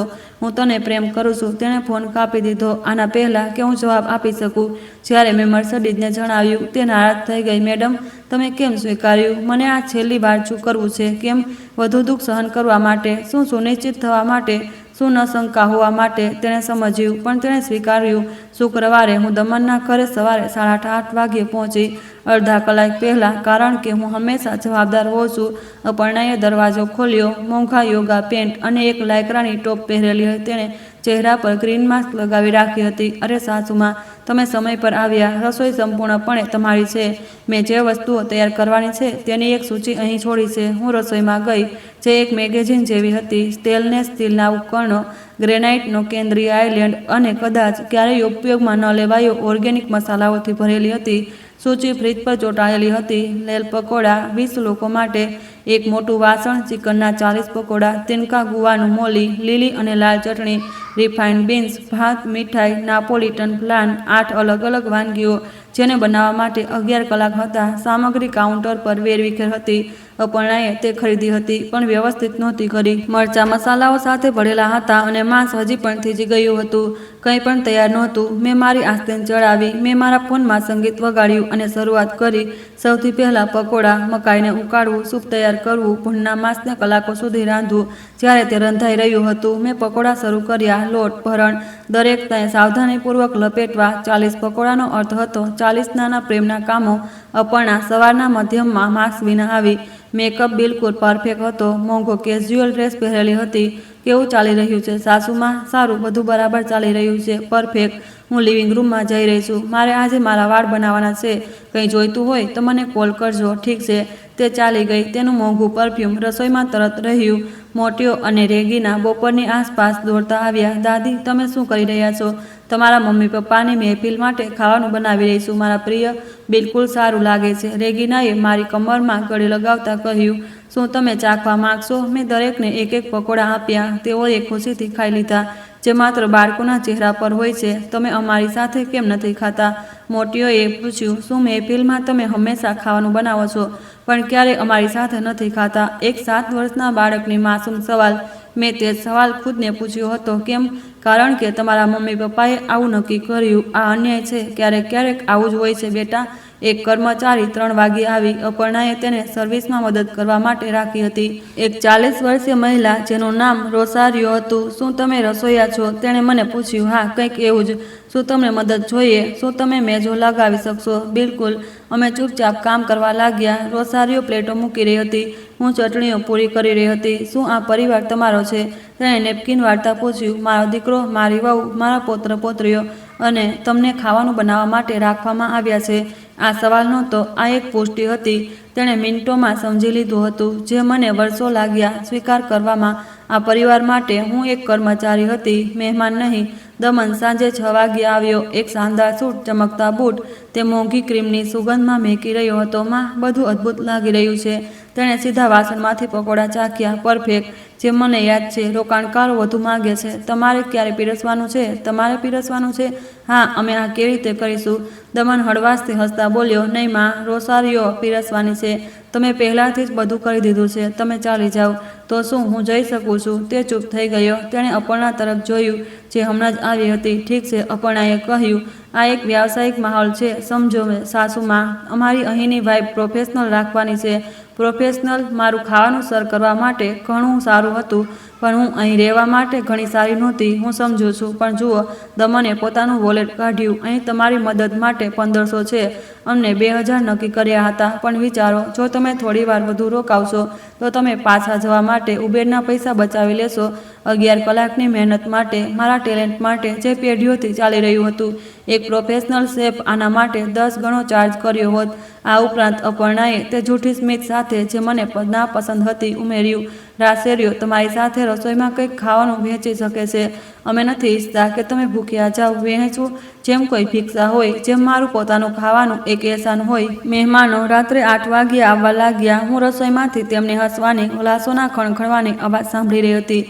દમન એક પરફેક્ટ મેજબાનનો રોલ નિભાવી રહ્યો હતો. રોસારિયો વારંવાર અંદર બહાર જઈ રહી હતી, પ્લેટો લઈ જઈ રહી હતી. તેઓ બધા ખૂબ પ્રભાવિત છે. તેણે પોતાની એક એન્ટ્રીમાં ફૂસફૂસાવ્યું. બધા પૂછી રહ્યા છે કે કોણે રાંધ્યું અને તમે શું કહો છો? અપર્ણા કહે છે કે આ તે રેસીપી છે જે તેણે યુટ્યુબથી શીખી છે. હું ઠીઠક ગઈ. શું? હા, તે કહે છે કે તેને પરંપરાગત ખાવાનું બનાવવાનું પસંદ છે અને તેણે મારી રેસીપીનો અભ્યાસ કર્યો છે. તે રેસીપીઓ જે મેં મારી દાદી પાસેથી 50 વર્ષ પહેલાં શીખી હતી, જેને મેં 40 વર્ષ સુધી પરિપૂર્ણ કરી અને મારા દીકરાએ બાળપણમાં શીખવી. અપર્ણા તેમને પોતાના નામથી રજૂ કરી રહી હતી. મારા અંદર કંઈક તૂટી ગયું, નાટકીય રીતે નહીં, અવાજ વિના. જેમ કોઈ તાર એટલી વાર ખેંચાય કે આખરે તૂટી જાય છે. હું ઉઠી, મારા હાથ ધોયા, એપ્રોન ઉતાર્યું, ડાઇનિંગ રૂમમાં ગઈ જ્યાં બધા હતા. 20 લોકો લાંબા મેજની ચારે બાજુ, વાઇનના ગ્લાસ, હાસ્ય, મારું પ્રોઝોલ, સુંદર પ્લેટોમાં, મારા તમલ કલાની જેમ રજૂ કરાયેલા. અને અપર્ણા મેજના માથા પર તારીફો લઈ રહી હતી. અપર્ણા, આ ખૂબ સ્વાદિષ્ટ છે. શું તમે ખરેખર બનાવ્યું? ખેર, તમે જાણો છો, અને મને પ્રયોગ કરવો ગમે છે. આ પરંપરાગત રેસીપીઓ થોડી ચતુરાઈ માગે છે, પણ સમર્પણથી. મેં મારું ગળું સાફ કર્યું, બધાને ફરીને જોયું. ચૂપકીથી તરત છવાઈ ગઈ. શુભ સંધ્યા. ક્ષમા કરજો, મેં બાધા નાખી. દમનના ચહેરાનો રંગ ઉડી ગયો. માં, તમે શું કરી રહ્યા છો? હું બસ અલવિદા કહેવા આવી છું. મેં રસોઈમાં બધું કરી લીધું છે. રોસારિયોને પીરસવા માટે બધું તૈયાર છે. એક 60 વર્ષીય વૃદ્ધ મહિલાએ મારી પર દયાનું સ્મિત આપ્યું. તમે દમનની માતા છો? હા, કેટલો સારો દીકરો છે. પોતાના બિઝનેસમાં ડિનરમાં તમને બોલાવ્યા. મેં દમન અને પછી અપર્ણા તરફ જોયું. વાસ્તવમાં મને ડિનર માટે નહોતું બોલાવવામાં આવ્યું. મને ખાવાનું બનાવવા માટે બોલાવવામાં આવ્યું હતું. ચૂપકીથી વધુ ગહેરી થઈ ગઈ. આ બધી રેસીપીઓ જે મારી વહુ પોતાના નામથી રજૂ કરી રહી છે, મેં મારી દાદી પાસેથી 50 વર્ષ પહેલાં શીખી હતી. પોઝોલમાં એક એવું રહસ્ય છે જે ફક્ત મારા પરિવારને ખબર છે. તામોલમાં એક વિશિષ્ટ પ્રમાણ જે મેં પેઢીઓમાં પરિપૂર્ણ કરવામાં આવ્યું છે. અપર્ણા લાલ થઈ ગઈ. સાસુમાં, આ યોગ્ય સમય નથી. મને ખબર છે, પણ આ મહત્વપૂર્ણ છે કે આ રોકાણકારોને મારા દીકરા અને વહુ વિશે કંઈક ખબર પડે. દમન ઊભો થઈ ગયો. માં, બસ બહુ થયું. બસ થયું બેટા, હું તો હજી શરૂ જ કરી રહી છું.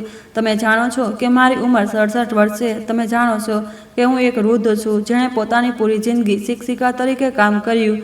વૃદ્ધ મહિલાએ સહમતીમાં માથું હલાવ્યું. જે તમે નથી જાણતા તે એ છે કે મેં મારા દીકરાને તેના વ્યવસાય માટે 42 લાખ રૂપિયાની પ્રારંભિક મૂડી આપવા માટે મારું ઘર વેચ્યું. આ 3 વર્ષ પહેલાં હતું. મેં એક પણ પૈસો પાછો નથી જોયો. મેં ક્યારેય કોઈ કરાર નથી જોયો. અને આજે રાત્રે 11 કલાક કામ કર્યા પછી મને 1500 આપવામાં આવ્યા અને કહેવામાં આવ્યું કે હું તેમના પ્રોફેશનલ માહોલ માટે સાચી નથી. એક ચશ્મા પહેરેલા પુરુષે હસ્તક્ષેપ કર્યો. ઠેરો દમન, શું આ સાચું છે? આ બધું જટિલ છે? હા, જટિલ નથી.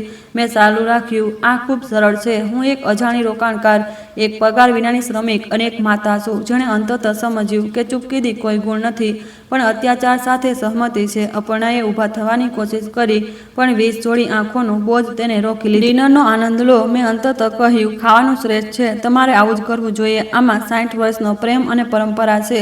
હું વળી દરવાજા તરફ વધી તો રસોઈયોએ પહેલેથી જ મારો બેગ તૈયાર કરી દીધો હતો. મેં સ્વતંત્રતા લીધી. તેણે ફૂસફૂસાવ્યું, તમે આનાથી સારાના હકદાર છો. આભાર. વૃદ્ધ મહિલાએ મને રોકતા કહ્યું, જે મને રિસેપ્શન સુધી અનુસરી રહી હતી. મને પૂરી વાર્તા નથી ખબર, પણ હું ઓળખી શકું છું કે જ્યારે હું ગરિમા જોઉં છું, તમારો દીકરો તમને મેળવીને ગૌરવ અનુભવવો જોઈએ. તેણે કરવો જોઈએ, પણ તે નથી. તો આ તેની હાનિ છે. મેં તેને તે ઘરેથી અંતિમ વાર બહાર નીકળી, ન કે ઉદાસી સાથે, પણ સ્પષ્ટતા સાથે. આગલા દિવસે દમને મને 20 વાર ફોન કર્યો. મેં એક પણ ન ઉઠાવ્યો. અંતતઃ તેણે એક સંદેશ મોકલ્યો, માં, આ શું હતું? તમે અમને રોકાણકારોની સામે શર્મિંદા કરી દીધા. તમને આવું કરવાનો શું અધિકાર છે? તમે એક કૃતજ્ઞ છો. આટલું બધું કર્યા પછી જે અમે તમારા માટે કર્યું. મેં સંદેશને 3 વાર વાંચ્યો અને હસી આવી. કૃતજ્ઞ? હું કૃતજ્ઞ હતી. મેં રોડ્રિગોને ફોન કર્યો. કાગળો તૈયાર છે. જી મેડમ, શું તમે ઈચ્છો છો કે અમે આગળ વધીએ? હું ઈચ્છું છું કે તમે દસ્તાવેજો વ્યક્તિગત રીતે લઈ જાઓ, કાલે તેના દફતરમાં, તેના ઘરે, જ્યાં પણ હોય, ખુશીથી. અને રોડ્રિગોએ, હું કોઈ વાતચીત નથી ઈચ્છતી. હું કોઈ સમાધાન નથી ઈચ્છતી. હું કાયદાનું પૂરું વજન ઈચ્છું છું. સમજી ગયો મેડમ માહેશ્વરી. મેં ફોન મૂક્યો. ખુદ માટે એક ચા બનાવી, મારા બાલ્કનીમાં બેસી ગઈ અને હસી. જંગ હવે જ શરૂ થઈ હતી અને આ વખતે મારી પાસે હથિયાર હતા. સોમવારે સવાર થતાં જ લતા મહેશ્વરીનો ફોન આવ્યો. બધું કામ થઈ ગયું છે મેડમ. મેં તમારી ફાઇલ તમારા દીકરાને તેના ઓફિસમાં વ્યક્તિગત રીતે સોંપી. તેણે શું પ્રતિક્રિયા આપી? પહેલાં તો તેને લાગ્યું કે આ મજાક છે. પછી તેનો ચહેરો લાલ થઈ ગયો અને પછી તેણે મને ડરાવવાની કોશિશ કરી. મેં તેને જણાવ્યું કે હું તેનો વકીલ છું, દોષ નહીં, અને જેમ પણ તે કહેશે તે તેના વિરુદ્ધ ઉપયોગ કરી શકાય છે. તેણે મારી સામે દસ્તાવેજો વાંચ્યા. મેં જોયું કે તેના ચહેરાના ભાવ દરેક પાના સાથે બદલાઈ રહ્યા હતા. મને લાગે છે કે તેણે આખરે સમજી લીધું કે આ ગંભીર છે. ઠીક છે મેડમ, તૈયાર રહો. તે તમારો સંપર્ક કરવાની કોશિશ કરશે. તે તમારા પર દબાણ લાવશે, બાળકોનો ઉપયોગ કરશે, રડશે, ધમકાવશે અને તમને માનસિક રીતે પરેશાન કરશે. શું તમે તૈયાર છો? હું તૈયાર છું, પણ હું વાસ્તવમાં તૈયાર નહોતી. તે જ દિવસે સાંજે કોલ શરૂ થઈ ગયા. દમનના 50 કોલ, અપર્ણાના 30. વોટ્સએપ પર સંદેશાઓની પૂર આવી ગઈ. માં, આ શું છે? તમે અમને આવું નથી કરી શકતી. અમે પરિવાર છીએ. તમે અમને કેમ જોઈ રહ્યા છો? પિતા અંશે શર્મિંદા. તે છેલ્લો સંદેશ ખૂબ દુઃખદ હતો, પણ મેં પાછળ ન હટી. મેં ફક્ત એક વાર જવાબ આપ્યો. 3 વર્ષોથી મેં તમારી પાસે સન્માન માગ્યું. તમે મને અપમાન આપ્યું. 3 વર્ષોથી મેં મારા પૈસા માગ્યા. તમે મને ચિઠ્ઠીઓમાં ટુકડા આપ્યા. 3 વર્ષોથી મેં તમારી માતા બનવા ચાહ્યું, પણ તમે મને પોતાની નોકરાણી બનાવી દીધી. આ પ્રતિશોધ નથી, આ ન્યાય છે. કોઈ જવાબ ન આવ્યો. આગલા દિવસે મને એક અજાણ્યા નંબરથી કોલ આવી. મેડમ મહેશ્વરી, જી, હું વકીલ રેન્ટેરિયા બોલી રહ્યો છું. હું દમન અને અપર્ણાનું પ્રતિનિધિત્વ કરી રહ્યો છું. ઓહ, તો તમને પહેલેથી જ વકીલ મળી ગયો. આ તો જલ્દી થઈ ગયું. મારા ક્લાયન્ટનો એક સમજૂતી પર આવવાનો ઈરાદો છે. તે સ્વીકાર કરે છે કે એક કડ છે, જો કે તે તમારા દ્વારા જણાવવામાં આવેલી શરતો પર નથી. પોતાના ક્લાયન્ટને કહો કે મારા વકીલથી વાત કરે. મેડમ, કૃપા કરીને વિચાર કરો. આ પરિવારની અંદર જ સુલઝી શકે છે, અદાલત વિના. પોતાના પૌત્ર પૌત્રીઓ વિશે વિચારો. હું દર સમયે તેમના વિશે વિચારું છું, એટલે હું ઈચ્છું છું કે તેઓ સમજે કે દરેક ક્રિયાનું એક પરિણામ હોય છે. મારા ક્લાયન્ટ 1 લાખના એક મુસ્તક ચૂકવણી પેશકશ કરી રહ્યા છે. મારા વકીલ 68 લાખ અને કાનૂની ખર્ચ માંગી રહ્યા છે. આ તો બેતુકી વાત છે. કોઈ કરાર નહોતો, પણ બેંક ટ્રાન્સફર, સંદેશ અને ગવાહ હતા. તમારો ક્લાયન્ટ એટલો ચાલાક નથી જેટલો તે વિચારે છે. મેડમ, શુભ દિવસ. વકીલ, મેં હાથોમાં ધ્રુજતા ફોન મૂક્યો. લતા સાચી હતી. આ મારા માટે મુશ્કેલ થવાનો હતો, પણ હું એકલી નહોતી. તે સાંજે મારી દોસ્ત મર્સિડીઝ મારી પાસે નવી જાણકારી લઈને આવી. મેડમ, શું તમને શ્રીમાન તખાસી યાદ છે? બિલકુલ. મેં કંઈક કર્યું. મને આશા છે કે તે નારાજ નહીં હોય. તમે શું કર્યું? મેં તેમને જાપાનીમાં ઈમેલ મોકલ્યો, જેમાં તમે જે કર્યું હતું તેની પુષ્ટિ કરી. મેં તેમના દીકરાની સંપત્તિ વિશે સાર્વજનિક દસ્તાવેજો પણ જોડ્યા. મર્સિડીઝ, શું આ જરૂરી હતું? તે વ્યક્તિની ચાવી છે. અને તેમણે જવાબ આપ્યો. તેણે પોતાનો ફોન દેખાડતા કહ્યું, જાપાનીમાં એક સાચો ઈમેલ. પ્રિય મર્સિડીઝ, હું જાણકારી માટે તમારો ખૂબ આભારી છું. ડિનર પછી મારા દમન વિશેના વિચારો બદલાઈ ગયા હતા, પણ મેં વ્યાવસાયિક શિષ્ટાચાર જાળવી રાખ્યો. તમારા દ્વારા પ્રગટ કરવામાં આવેલી જાણકારીએ મને આ શંકાઓથી પુષ્ટિ કરી. મારી સંસ્કૃતિમાં એક વ્યક્તિ જે પોતાની માતાનું અપમાન કરે છે તે વિશ્વસનીય ભાગીદાર નથી હોઈ શકતો. મેં તમારા વ્યવસાય સાથેની બધી વાર્તાઓ રદ કરવાનો નિર્ણય લીધો છે. કૃપા કરીને કાન્સલ્ટેશનનો મારો સૌથી ગહેરો સન્માન આપો, જે અપમાનની વચ્ચે છે. મેં સ્કિનને ઘૂરતા કહ્યું, આનો મતલબ છે કે તમારા દીકરાએ 3 વર્ષમાં 30 કરોડનો એક કરાર ખોઈ દીધો છે.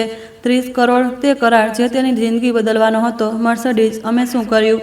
સાચું કર્યું, મેડમ. એક સન્માનિત વ્યક્તિ બીજાને ઓળખે છે, અને શ્રીમાન તખાસીએ માની લીધું કે તમે તમારા દીકરાથી વધુ સન્માનિત છો. તે રાત દમન મારા એપાર્ટમેન્ટમાં ઘૂસી આવ્યો. તેણે દરવાજો ખખડાવ્યો પણ નહીં. તે ચાવીનો ઉપયોગ કરી રહ્યો હતો જે મેં તેના ઇમરજન્સી માટે આપી હતી. માં, તે ગુસ્સામાં હતો. તેની આંખો લાલ હતી, વાળ વિખરાયેલા હતા. એક સાફ સફાઈવાળા વ્યવસાયીની જેમ નહીં. તખાસીએ રદ કરી દીધું. શું તમને ખબર છે કે તમે શું કર્યું? હું મારી ખુરશી પરથી ઉઠી, શાંત અને સંયમિત. મારા ઘરેથી નીકળી જા દમન. તને આવું કેવી રીતે કર્યું? શું તમે તેને લખ્યું? શું તમે તેને જૂઠું જણાવ્યું? મેં એક પણ જૂઠું ન કહ્યું. મેં કંઈ પણ કહ્યું તે સાચું હતું. તમે મારો વેપાર બરબાદ કરી દીધો. મેં તમારો વેપાર મારા પૈસા અને વિશ્વાસથી બનાવ્યો. તમે તેને તમારા જૂઠથી બરબાદ કરી દીધો. અપર્ણા તેના પાછળ આવી. તેના મેકઅપનો બધો રંગ મટી ચૂક્યો હતો. તે રડી રહી હતી. સાસુમાં, કૃપા કરીને અમે તર્ક કરીએ. અમે તેને સુલઝાવી શકીએ છીએ. મેં 3 વર્ષ સુધી તર્ક કરવાની કોશિશ કરી. દમને મારા સોફા પર પડતા કહ્યું, અમારી પાસે 6 કરોડ નથી. વેલીનું ઘર બંધક છે. ગાડીઓ વિત્તપોષિત છે. તખાસી સાથેનો વેપાર રદ થઈ ગયો.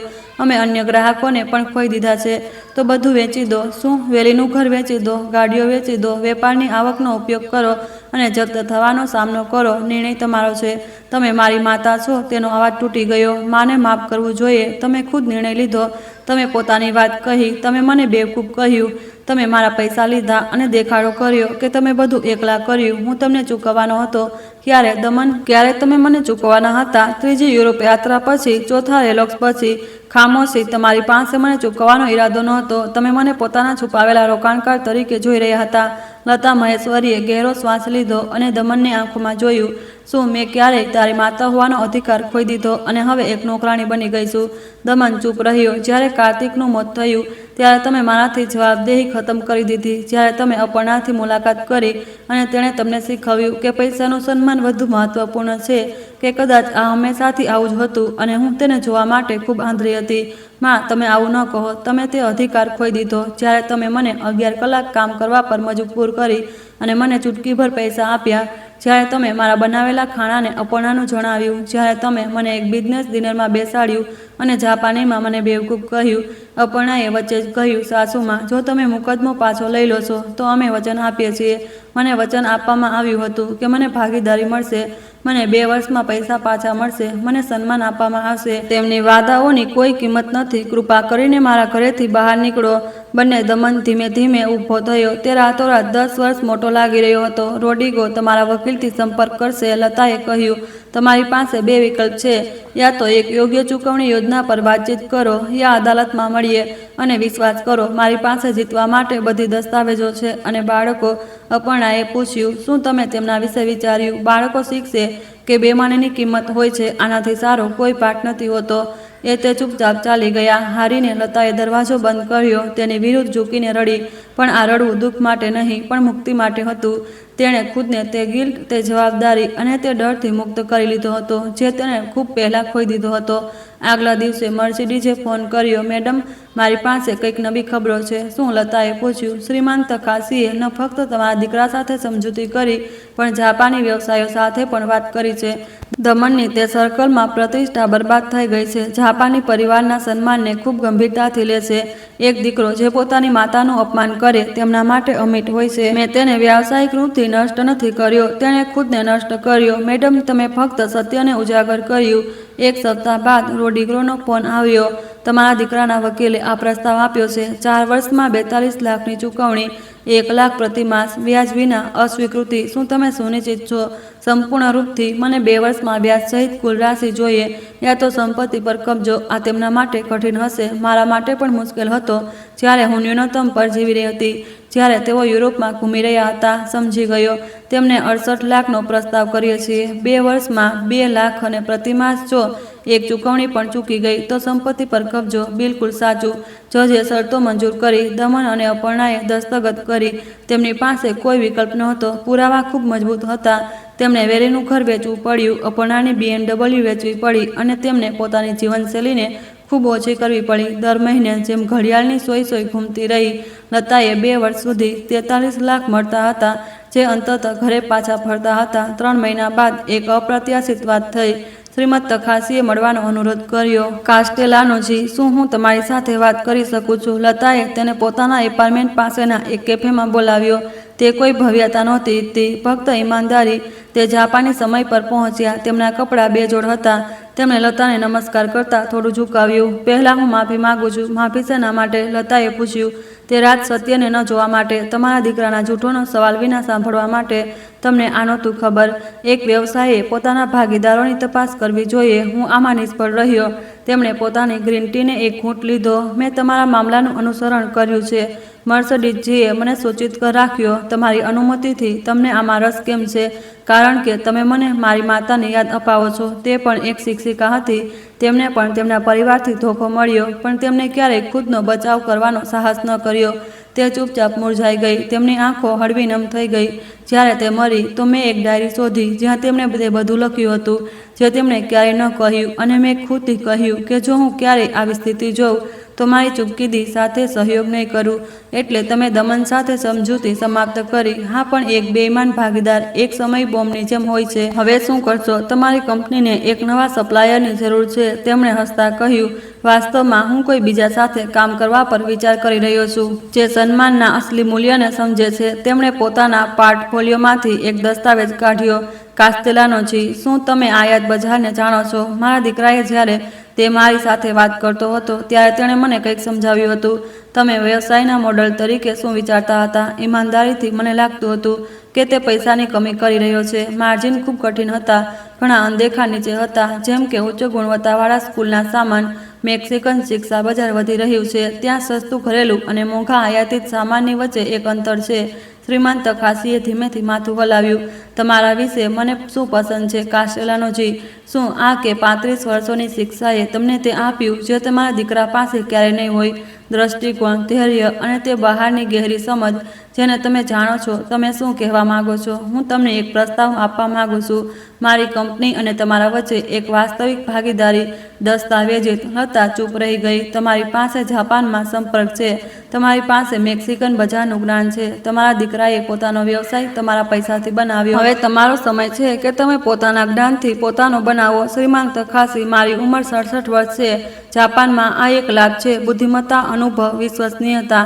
તેમણે મારા સામે દસ્તાવેજો રાખ્યા. ભાગીદારી 50-50. મારી તરફથી પ્રારંભિક રોકાણ 50 લાખ. તમારી તરફથી રોકાણ તમારા શિક્ષા બજારનું જ્ઞાન, તમારા અનુભવ, 45 વર્ષોથી કામ કરવાની નૈતિકતા શીખવા માટે સંપર્ક. આ સાચું છે. આ સાચું છે. અને જો હું અસફળ થાઉં તો અમે સાથેમાં અસફળ થઈએ છીએ. પણ કંઈક મને કહે છે કે જ્યારે તમે કોઈ વસ્તુ માટે પ્રતિબદ્ધ થાવ છો તો તમે અસફળ નથી થતા. મેં દસ્તાવેજો વાંચ્યા. બધું ત્યાં સ્પષ્ટ હતું. 50% ભાગીદારી, પરિભાષિત જવાબદારીઓ, સાંજા લાભ, પરસ્પર સન્માન, જે દમને મને વચન આપ્યું હતું અને ક્યારેય ન આપ્યું. તમે આવું કેમ કરો છો? કારણ કે વેપાર ફક્ત સંખ્યાઓ નથી, શ્રીમાન તખાસી. આ સન્માન છે. અને તમે સાબિત કર્યું કે તમારી પાસે કોઈ પણ યુવા વ્યવસ્થાય વધુ સન્માન છે જેણે હું જાણું છું. મેં તે બપોરે હસ્તાક્ષર કર્યા અને આ પ્રકારે શિક્ષા પ્રીમિયમ ઇન્ડિયા જાપાનનો જન્મ થયો. આગલા કેટલાક અઠવાડિયા ખૂબ જ વ્યસ્ત રહ્યા. શ્રીમાન તખાસીએ ઉત્પાદનો લાવ્યા. મેં મારા પૂર્વ સહકર્મી શિક્ષકોનું નેટવર્કિંગ સક્રિય કર્યું. મેં તેમને કંઈક એવું આપ્યું જે કોઈ બીજું નહોતું આપી રહ્યું. જાપાની ગુણવત્તાને સસ્તી કિંમતો પર. અને હું તેમને જાણતી હતી. મને ખબર હતી કે તેમને શું જોઈએ છે. આના પર પહેલાં કે તેઓ ખુદ જાણી શકે. વેપાર ઝડપથી વધ્યો. 2 મહિના બાદ અમારી વેચાણ 8 લાખ પ્રતિ માસ થઈ ગઈ. લાભ 2,50,000. મારો હિસ્સો 1,25,000 પ્રતિ માસ. દમન દ્વારા આપવામાં આવેલા પાછા આપવાથી પણ વધારે. મર્સિડીઝને વિશ્વાસ ન થયો. માસ્ટર, તે એક સફળ વ્યવસાયી છે. હું હંમેશા આવી જ હતી. બસ કોઈ મને આવું કરવા નહોતું દેતું. પછી તે ક્ષણ આવ્યો જેનો હું રાહ જોઈ રહી હતી. એક શુક્રવારે સાંજે દમન તે કાર્યાલયમાં આવ્યો જે મેં ભાડે લીધું હતું. એક નાનું પણ ગરિમામય કાર્યાલય મુંબઈમાં. માં, અમારે વાત કરવી છે. નમસ્તે દમન, મારી સહાયકથી એક અપોઇન્ટમેન્ટ લઈ લો. તમારી સહાયક? હા, હું હવે કોઈ પણ સમયે ઉપલબ્ધ નથી. મારે એક વ્યવસાય ચલાવવાનું છે. તે દરવાજા પર ઊભો રહીને ચારે બાજુ જોઈ રહ્યો હતો. કાર્યાલય સાધારણ પણ વ્યાવસાયિક જાપાની ઉત્પાદનો પ્રદર્શિત હતા. મારું ડેસ્ક વ્યવસ્થિત હતું. આ બધું શું છે? મારો વ્યવસાય, શ્રીમંત ખાસી સાથે ભાગીદારી. શું તને યાદ છે તે માણસ જેને તું ધોકો દેવાનો હતો? હું તેને ધોકો દેવાનો નહોતો, તું જ તેને સૌથી પહેલા જૂઠું બોલવાનો હતો. આ જ ધોકો છે માં. હું એટલે આવ્યો છું કારણ કે અમારી પાસે સમસ્યા છે. ચૂકવણી ખૂબ બધું છે. મને નથી ખબર કે શું અમે 2,83,000 પ્રતિ માસની ચૂકવણી કરી શકીએ છીએ. તારે પહેલા વિચારવું જોઈતું હતું. કૃપા કરીને, હું જાણું છું કે તું ગુસ્સામાં છે, પણ બાળકો વિશે વિચાર. હું તેમના વિશે વિચારું છું, એટલે હું ઈચ્છું છું કે તેઓ જાણે કે કર્જ ચૂકવવું જોઈએ. મારી પાસે પૈસા નથી તો બધું વેચી દે યા સંપત્તિ જપ્ત થવા માટે સ્વીકાર કર. આ તારા વિકલ્પ છે. તું આટલી કઠોર કેવી રીતે હોઈ શકે છે? મેં તેને સીધું જોયું. કઠોર રસપ્રદ શબ્દ એક એવા માણસથી જે તેને પોતાની માતાને બુદ્ધિહીન કહે છે. મને ખેદ છે, મને ખૂબ ખેદ છે. હું ગભરાયેલો હતો. હું તખાસીને પ્રભાવિત કરવા માંગતો હતો અને તમે મને બલીનો બકરો બનાવ્યો. મને માફ કર. તેણે ચીસ પાડી. તેની આંખોમાં આંસુ વહેવા લાગ્યા. મને માફ કર માં. હું એક મૂર્ખ હતો, હું સ્વાર્થી હતો, હું બધું હતો જે તું કહે છે, પણ હું હજી પણ તારો દીકરો છું. તું નથી, કારણ કે એક દીકરો આવું નથી કરતો જે તે કર્યું. કૃપા કરીને. તે એક ખુરશી પર પડી ગયો. મને નથી ખબર બીજું શું કરવું છે. અપર્ણા મને છોડી ગઈ. આ મને ચોંકાવનારું હતું. શું તે 1 અઠવાડિયા પહેલાં ચાલી ગઈ? તેણે કહ્યું કે તેણે મધ્યમ વર્ગમાં જીવવા માટે હસ્તાક્ષર નથી કર્યા, કે આ તે નહોતું જે તે અપેક્ષા કરી રહી હતી. તે બાળકોને પોતાની માતાના ઘરે લઈ ગઈ. પહેલીવાર મને કંઈક સહાનુભૂતિનો અનુભવ થયો. બાળકો, હું તેમને સપ્તાહમાં અંતે જોઈ શકું છું, પણ અપર્ણા તેમના દિમાગમાં ભરી રહી છે. તે તેમને કહી રહી છે કે આ બધું તારી ભૂલ છે, કે તે અમારા પરિવારને નષ્ટ કરી દીધો. મેં કંઈ નષ્ટ નથી કર્યું. મેં બસ તે માંગ્યું જે મારું છે. મને ખબર છે, મને ખબર છે, અને તું સાચી હતી, પણ તેને ખોવાયેલા બાળકની આંખોથી મને જોયું. હવે હું શું કરું? મેં ગહેરો શ્વાસ લીધો. શું તું ખરેખર જાણવા માંગે છે? હા, તું મોટો છે, પરિપક્વ છે. પરિણામનો સ્વીકાર કર. બીજાઓને પોતાના પસંદ માટે દોષ આપવાનું બંધ કર. હું તને આટલું નથી ચૂકવી શકતો. વેપાર ખરાબ છે. અમે ગ્રાહકો ખોઈ દીધા. તું કેટલું આપી શકે છે? 1 લાખ પ્રતિ માસ. બસ આટલું. જો તું મારાથી વધુ માંગીશ તો હું બંધ કરી દઈશ અને તારી પાસે કંઈ નહીં હોય. 1 લાખ ક્યાં સુધી? 6 વર્ષ. મેં માનસિક ગણતરી કરી. 72 લાખ. આ સમજૂતીથી વધારે છે. ઠીક છે, પણ આની કેટલીક શરતો હશે. કઈ? પહેલું, દરેક ચૂકવણી સમય પર. એક પણ વિલંબ થયો તો અમે પહેલાની શરતો પર પાછા ફરીશું. બીજું, મેટ્યો અને રેગિના મને દર સપ્તાહ મળશે. ન કે હું તેમની દેખભાળ મફતમાં કરું, પણ જેથી તેઓ પોતાની દાદી સાથે સમય વિતાવી શકે. ત્રીજું, ક્યારેય પણ તું મારા વિશે તેમની સામે ખરાબ નહીં બોલે. ચોથું, આ સમજૂતી, વકીલ, નોટરી, બધું કાનૂની તરીકે દસ્તાવેજ કરવામાં આવશે. હું તેને સ્વીકાર કરું છું. અને એક વાત વધુ, શું તું મારી માફી માંગીશ ખરેખર યોગ્ય રીતે? ન કે દેખાવા માટે, ન કે કંઈક મેળવવા માટે, કારણ કે તું ખરેખર સમજે છે કે તે શું કર્યું. તે મારા ડેસ્ક સામે ઘૂંટણીએ બેસી ગયો. માં, લતા મહેશ્વરી, માફી કે મેં તને ઉપયોગ કર્યો, તને જૂઠું બોલ્યું, તને અપમાનિત કરી. દુનિયાનો સૌથી ખરાબ દીકરો બનવા માટે હું તારી માફીનો હકદાર નથી, પણ હું હજી પણ માંગુ છું, કારણ કે હું તને પ્રેમ કરું છું અને કારણ કે મેં અંતતઃ સમજ્યું કે પ્રેમ લેવાનો નથી, આપવાનો છે. તેના ચહેરા પર આંસુ વહી રહ્યા હતા અને હું, જેને કસમ ખાધી હતી કે વધુ નહીં રડું, હું પણ રડી પડી. હું તને માફ કરું છું દમન, પણ માફી પરિણામોને મિટાવતી નથી. કર્જ ચૂકવવામાં આવે છે, સન્માન કમાવવામાં આવે છે અને વિશ્વાસ ફરીથી બનાવવામાં આવે છે. શું તું આના માટે તૈયાર છે? હા, તો રોડ્રિગોએ બોલાવ અને એક નવી સમજૂતી કરીએ છીએ અને ફરીથી શરૂ કરીએ છીએ, પણ આ વખતે વયસ્કોની જેમ. ન કે એક બલિદાન આપનારી માતા અને એક સ્વાર્થી દીકરાની જેમ. તેણે માથું હલાવ્યું, ઉઠીને મને ગળે લગાવી. હું તેને ઠીક કરીશ. હું પિતાની કસમ ખાઉં છું. ઉમ્મીદ છે. તે ચાલી ગયો અને હું મારા કાર્યાલયમાં એકલી રહી ગઈ. મર્સિડીઝ થોડી મિનિટ બાદ આવી. શું તે બધું સાંભળ્યું? હા. શું તમે સુનિશ્ચિત છો માસ્તર? નહીં, પણ બાળકો કોઈ ગેરંટી નથી હોતા. ક્યારેક તું બસ તેમને એક વધુ તક આપી શકે છે અને સૌથી સારાની અપેક્ષા કરી શકે છે, અને જો તે ફરીથી અસફળ થાય તો હું સમજી જઈશ કે કેટલાક વૃક્ષ ક્યારેય ફળ નથી આપતા અને હું આની સાથે શાંતિમાં રહીશ. 2 અઠવાડિયા બાદ અમે એક નવી સમજૂતી કરી. 1 લાખ પ્રતિ માસ 6 વર્ષ માટે, અને દમને દર મહિને પોતાનું વચન નિભાવ્યું. રોકેટ ધીમું પણ પૂરું થયું. 6 મહિના બાદ નવી સમજૂતીના મારો બિઝનેસ શ્રીમંત ખાસી સાથે અમારી અપેક્ષાઓથી પરે વધી ગયો. ભારતીય સંસ્કૃતિ સંસ્થાન ફક્ત સ્કૂલના સામાન નથી વેચતું. અમે શૈક્ષણિક ફર્નિચર, વર્ગખંડ માટે ટેકનિક અને શિક્ષણ પ્રશિક્ષણમાં પણ વિસ્તાર કરી ચૂક્યા હતા. મારી શિક્ષા પ્રણાલીનું જ્ઞાન સોના સમાન હતું. હું જાણતી હતી કે સ્કૂલોને શું જોઈએ છે આના પહેલાં કે તેઓ ખુદ જાણી શકે. માસિક લાભ 4 લાખ સુધી પહોંચી ગયો. મારો હિસ્સો 2 લાખ દમનના સૌથી સારા મહિનાથી પણ વધારે હતો. વિડંબના મારી સમજની બહાર નહોતી. દીકરો જેણે મને વેપારમાં અજાણ કરી હતી હવે પોતાની માતાથી ઓછું કમાવી રહ્યો હતો. એક સાંજે મેટ્યો અને રેગીના મારા ઓફિસમાં આવ્યા. આ સમજૂતીનો એક હિસ્સો હતો. દર શનિવારે મારો તેમની સાથે વિતાવવાનો સમય થતો હતો. દાદી, તમારું ઓફિસ સુંદર છે, રેગીનાએ કહ્યું. ધન્યવાદ મારા પ્રિય. પપ્પા કહે છે કે તમે હવે વ્યવસાયી છો. હા, એવું જ છે. અને આનો શું મતલબ છે? આનો મતલબ કે હું મારા કામમાં છું, મારા નિર્ણય ખુદ લઉં છું અને મારા પૈસા ખુદ કમાઉં છું. મેટ્યો, જે હવે 8 વર્ષનો હતો, બધું જિજ્ઞાસાથી જોઈ રહ્યો હતો. શું ખરેખર પપ્પાએ તમને ધોખો આપ્યો? બાળકનો સીધો સવાલ. તેમણે ઠીકથી ધોખો નથી આપ્યો, પણ તેમને મારા પૈસા લીધા અને વચન આપ્યું હતું કે પાછા લાવશે. તો આ ચોરી છે. તું સાચો છે એટલે તે દુઃખી છે.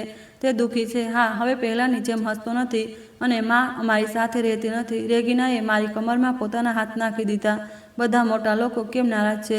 હું તેની ઊંચાઈ પર ઝૂકી ગઈ. ક્યારેક મારા પ્રિય, મોટા લોકો ઈમાનદાર થવાનું ભૂલી જાય છે અને જ્યારે આવું થાય તો આના પરિણામ હોય છે. જેમ કે જ્યારે તું કંઈક તોડે અને તારે તેને ઠીક કરવું પડે. પપ્પાએ કંઈક તોડ્યું. હા, અમારો વિશ્વાસ. અને હવે તે ઠીક કરવાની કોશિશ કરી રહ્યો છે. શું તેને ઠીક કરી શકશે? ઉમ્મીદ કરું છું કે હા. તે દિવસે મેં તેમને જણાવ્યું કે બિઝનેસ કેવી રીતે ચાલે છે. તેમને ઉત્પાદનો દેખાડ્યા, આયાત, માર્જિન, ગ્રાહકો વિશે સમજાવ્યું. મેટ્યો મંત્રમુગ્ધ હતો. દાદી, શું તમે મને બિઝનેસ કરવાનું શીખવશો? તું આ કેમ શીખવા માંગે છે? જેથી હું પપ્પાની ભૂલો ન કરું. 8 વર્ષનો બાળક જેણે તે પાઠ શીખી લીધો હતો, જેણે તેના પિતાને 40 વર્ષમાં શીખવાનો હતો. આગલા મહિનાઓમાં કંઈક અપ્રત્યાશિત બદલાવ આવ્યા.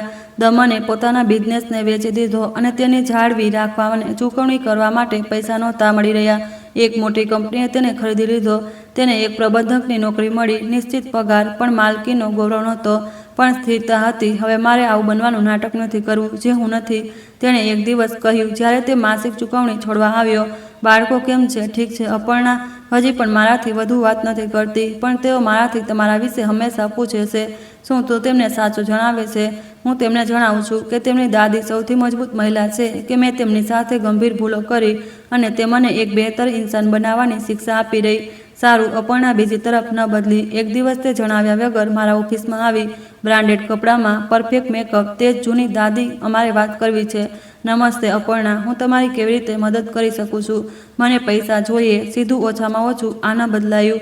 તમે મારી પાસે પૈસા માંગવા કેમ આવ્યા? કારણ કે દમન હવે પહેલાંની જેમ નથી કમાવતો. બાળકોને વસ્તુઓની જરૂર છે, પ્રાઇવેટ સ્કૂલ, એક્સ્ટ્રા ક્લાસ, કપડાં. અને તું કામ નથી કરી રહી? હું કામની શોધ કરી રહી છું.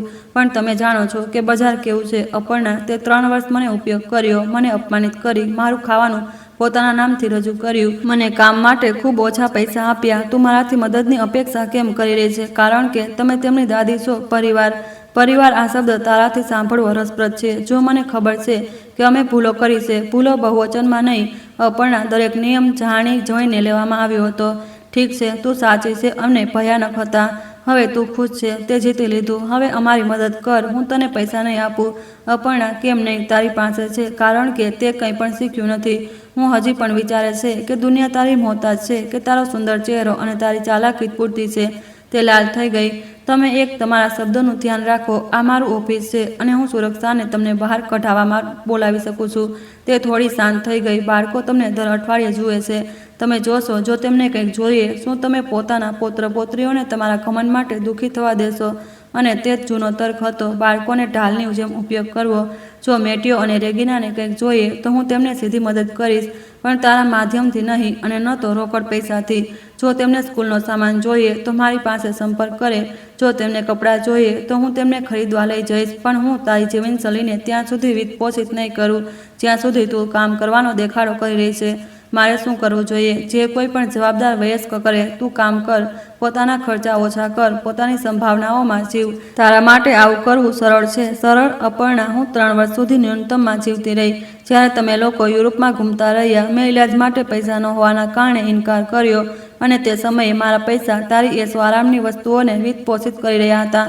મુશ્કેલી વિશે મારાથી ન બોલ. તે ચૂપ થઈ ગઈ. જો તારી પાસે બીજું કંઈ ન હોય તો મને 20 મિનિટમાં એક મીટિંગ છે. તે દરવાજા પર ઊભી રહીને પલટી. શું તું જાણે છે આ બધામાં સૌથી દુઃખદ શું છે? કે તું બધામાં સાચી હતી અને હું તેને જોવા માટે ખૂબ બેકૂફ હતી. તે ચાલી ગઈ અને પહેલીવાર મને તેના માટે કંઈક સહાનુભૂતિ મહેસૂસ થઈ. શ્રીમાન તકાશીએ મને એક રાત તે જ જાપાની રેસ્ટોરન્ટમાં ડિનર માટે આમંત્રિત કર્યા, જ્યાં બધું શરૂ થયું હતું. શું આ તમને ખરાબ યાદો નથી લાવતું? મેં પૂછ્યું. બિલકુલ નહીં. અહીં મેં તેની અસલી ઓળખને જાણી અને આને મારી જિંદગી પણ બદલી દીધી. તેણે મને યાદ અપાવ્યું કે મારી માતા કેવી હોઈ શકતી હતી. જો કોઈએ તેમની સહાયતા કરી હોત તો કોઈ તેમના પર વિશ્વાસ કર્યો હોત. તમારી માતા અદ્ભુત મહિલા લાગે છે તે હતી, પણ તેમને પોતાની કાબિલિયત સાબિત કરવાનો મોકો ન મળ્યો. તમે તે મોકો લીધો અને તેને સાચવ્યો. તેમણે ચાનો કપ ઉઠાવ્યો અને બીજી તકો માટે અને તે મહિલાઓ માટે જે અમને શીખવે છે કે પોતાના સન્માનને પાછું મેળવ્યું ક્યારેય પણ મોડું નથી થતું. તો જશ્ન મનાવ્યો. અમને સાથેમાં ચા પીધી. લતાજી, હું એક પ્રસ્તાવ રાખવા માંગુ છું, એક નવી ભાગીદારી. તેમણે મજાકમાં કહ્યું, કંઈક બહેતર. હું ઈચ્છું છું કે તમે અમારી કંપનીની ભારતમાં CEO બનો. હું જાપાનની પક્ષને સંભાળીશ અને તમે અહીંની બધી જવાબદારી લેશો, પણ આ કોઈ પણ શરત વિના. તમે સાબિત કર્યું છે કે તમારી પાસે આ બજાર માટે મારાથી બહેતર દ્રષ્ટિ છે અને સૌથી મહત્વપૂર્ણ, તમારી પાસે તે સન્માન છે જે ખરીદી નથી શકાતું. મને નથી ખબર શું કહું. બસ હા કહો અને તે પગારને સ્વીકાર કરો જે આ પદની સાથે આવે છે. તેમણે મને એક કાગળ દેખાડ્યો, એક આંકડો જે મને દંગ કરી ગયો. 5 લાખ મહિને. આ તમારા કામ, તમારા જ્ઞાન અને તમારા મૂલ્યનો હકદાર છે.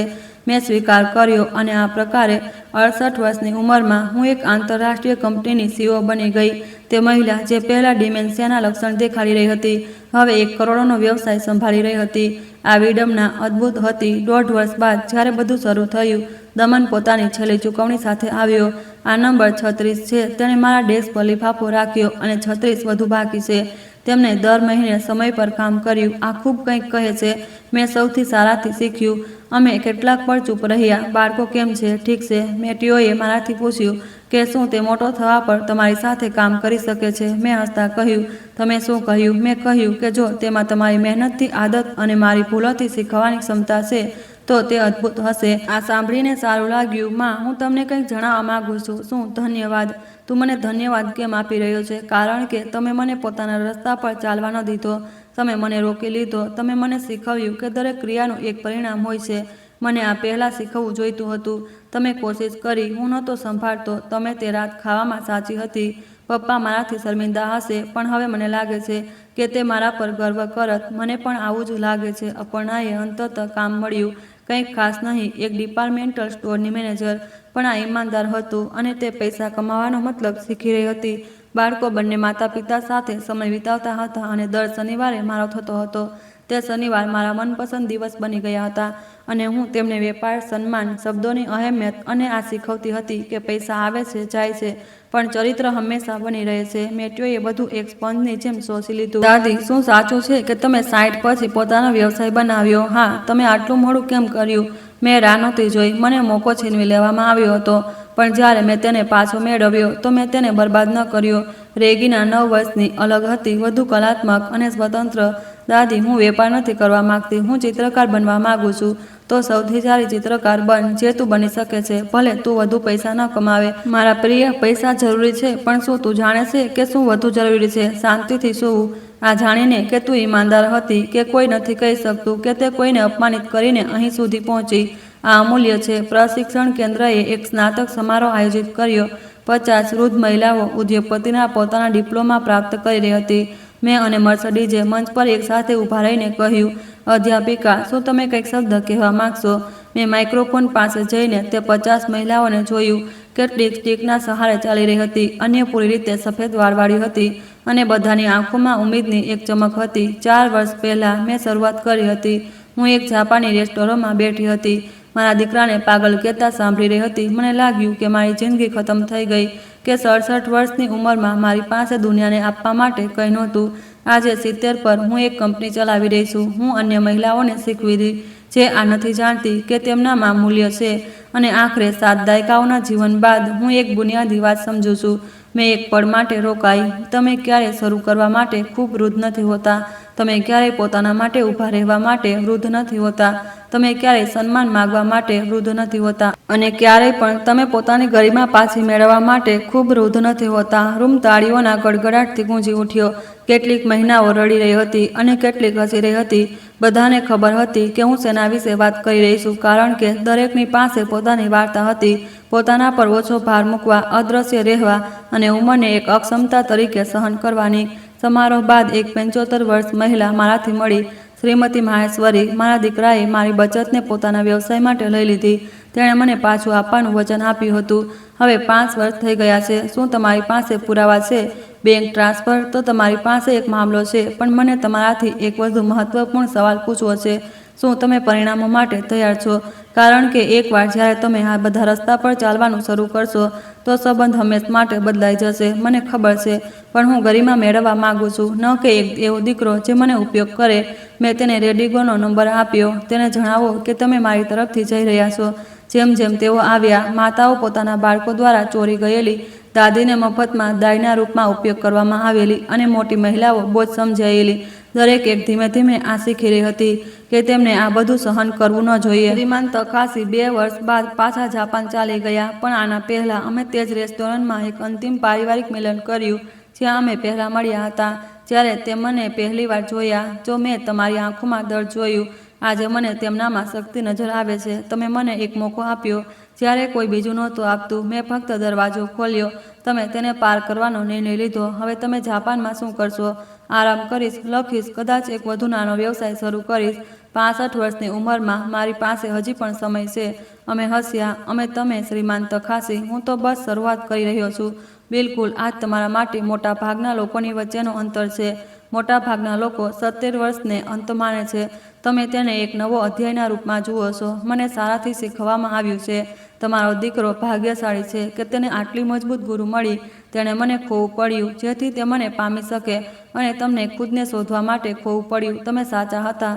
જ્યારે મેં છેલ્લી વાર શ્રીમાન તકાશીથી મુલાકાત કરી તો તેમણે મને એક ઉપહાર આપ્યો, એક બોન્સાઈ. જાપાનમાં બોન્સાઈ ધૈર્ય, દેખભાળ અને સતત વિકાસનું પ્રતીક છે. જેમ તમે તેને સંભાળો અને જ્યારે પણ તેને જુઓ, યાદ રાખો કે સૌથી સુંદર વસ્તુઓ વિકસિત થવામાં સમય લે છે, પણ જ્યારે તે વિકસિત થાય છે તો તે અતૂટ હોય છે. આ બોન્સાઈ હવે મારા કાર્યાલયમાં કાર્તિકની એક ફોટો અને મેટ્યો અને રેગિનાની બીજી ફોટો સાથે છે, અને દર સવારે જ્યારે હું તેને પાણી આપું છું તો હું તે બધી વસ્તુઓ વિશે વિચારું છું જે થઈ.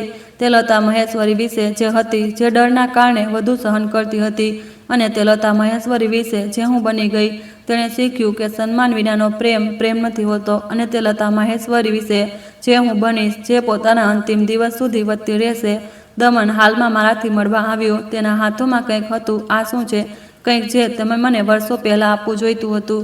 આ એક દસ્તાવેજ હતો, એક ભાગીદારીનો કરાર જે 4 વર્ષ પહેલાંની તારીખમાં હતો, જેમાં મારું નામ અને તમારું નામ 50-50નો હિસ્સો હતો. આ ક્યારેય અસ્તિત્વમાં નહોતું. મેં કહ્યું, મને ખબર છે, એટલે મેં તેને હવે રેટ્રોએક્ટિવ કર્યું છે, જેથી આ નોંધાઈ શકે, જેથી દુનિયા જાણી શકે તમે મારા ભાગીદાર હતી, નહીં મારી લાભદાયિકા. મારી ભાગીદાર. દમન, મને ખતમ કરવા દો. મેં તમારા નામ પર તે કંપનીનો 30% પણ ટ્રાન્સફર કરી દીધો છે, જે મારી પાસે હજી પણ છે. આ વધુ મૂલ્યવાન નથી, પણ આ તમારું છે, કારણ કે આ હંમેશા તમારું હોવું જોઈતું હતું. મને આની આવશ્યકતા નથી. મને આની આવશ્યકતા છે. મને જોઈએ છે કે તમે તેને સ્વીકાર કરો, કારણ કે મને આ જાણીને સૂવાની જરૂર છે કે અંતમાં મેં સાચું કર્યું. ભલે આ વિલંબથી હોય, ભલે આ અપૂરતું હોય, પણ સાચું હોય. મેં દસ્તાવેજનો સ્વીકાર કરી લીધો. ધન્યવાદ બેટા. તમારા માટે ધન્યવાદ કે તમે મારા સાથે હાર ન માની, કે તમે મને દેખાડ્યું કે બદલાવ સંભવ છે. જ્યારે હું આ મારી ડાયરીમાં લખી રહી છું, હા, 70 પર પણ હું મારી જૂની ડાયરીમાં લખી રહી છું. હું મારા અનુભવો વિશે વિચારું છું.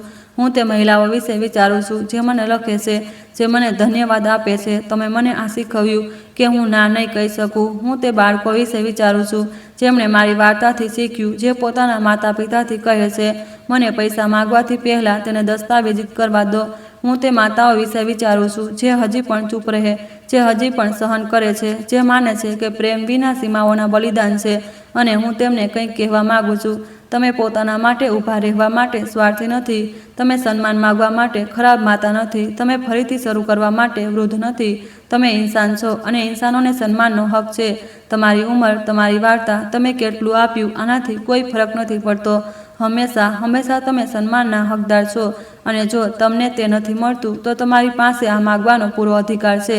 અહીં સુધી કે પોતાના બાળકોથી, ખાસ કરીને પોતાના બાળકોથી, કારણ કે અસલી પ્રેમ ક્યારેય અપમાનિત નથી કરતો. અસલી પ્રેમ ક્યારેય ઉપયોગ નથી કરતો. અસલી પ્રેમ ક્યારેય જૂઠ નથી બોલતો. અસલી પ્રેમ સન્માન કરે છે. અને જો તમારો દીકરો તમને આ નથી આપી શકતો તો તેને શીખવવાની આવશ્યકતા છે.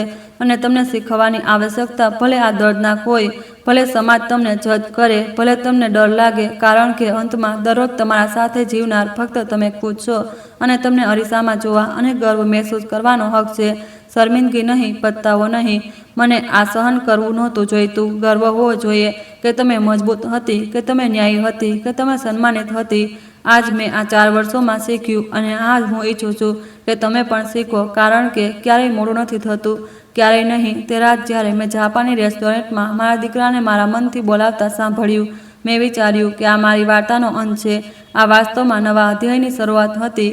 તે મહિલાનો જે હું હંમેશથી હોવી જોઈતી હતી અને હવે દર સવારે હું ઉઠું છું આ નહીં વિચારતા કે જો હું ચૂપ રહેતી તો શું થાત. હું ઉઠું છું કે આ જાણીને કે મેં ચૂપ ન રહી. અને આ સૌથી મોટી વાત છે.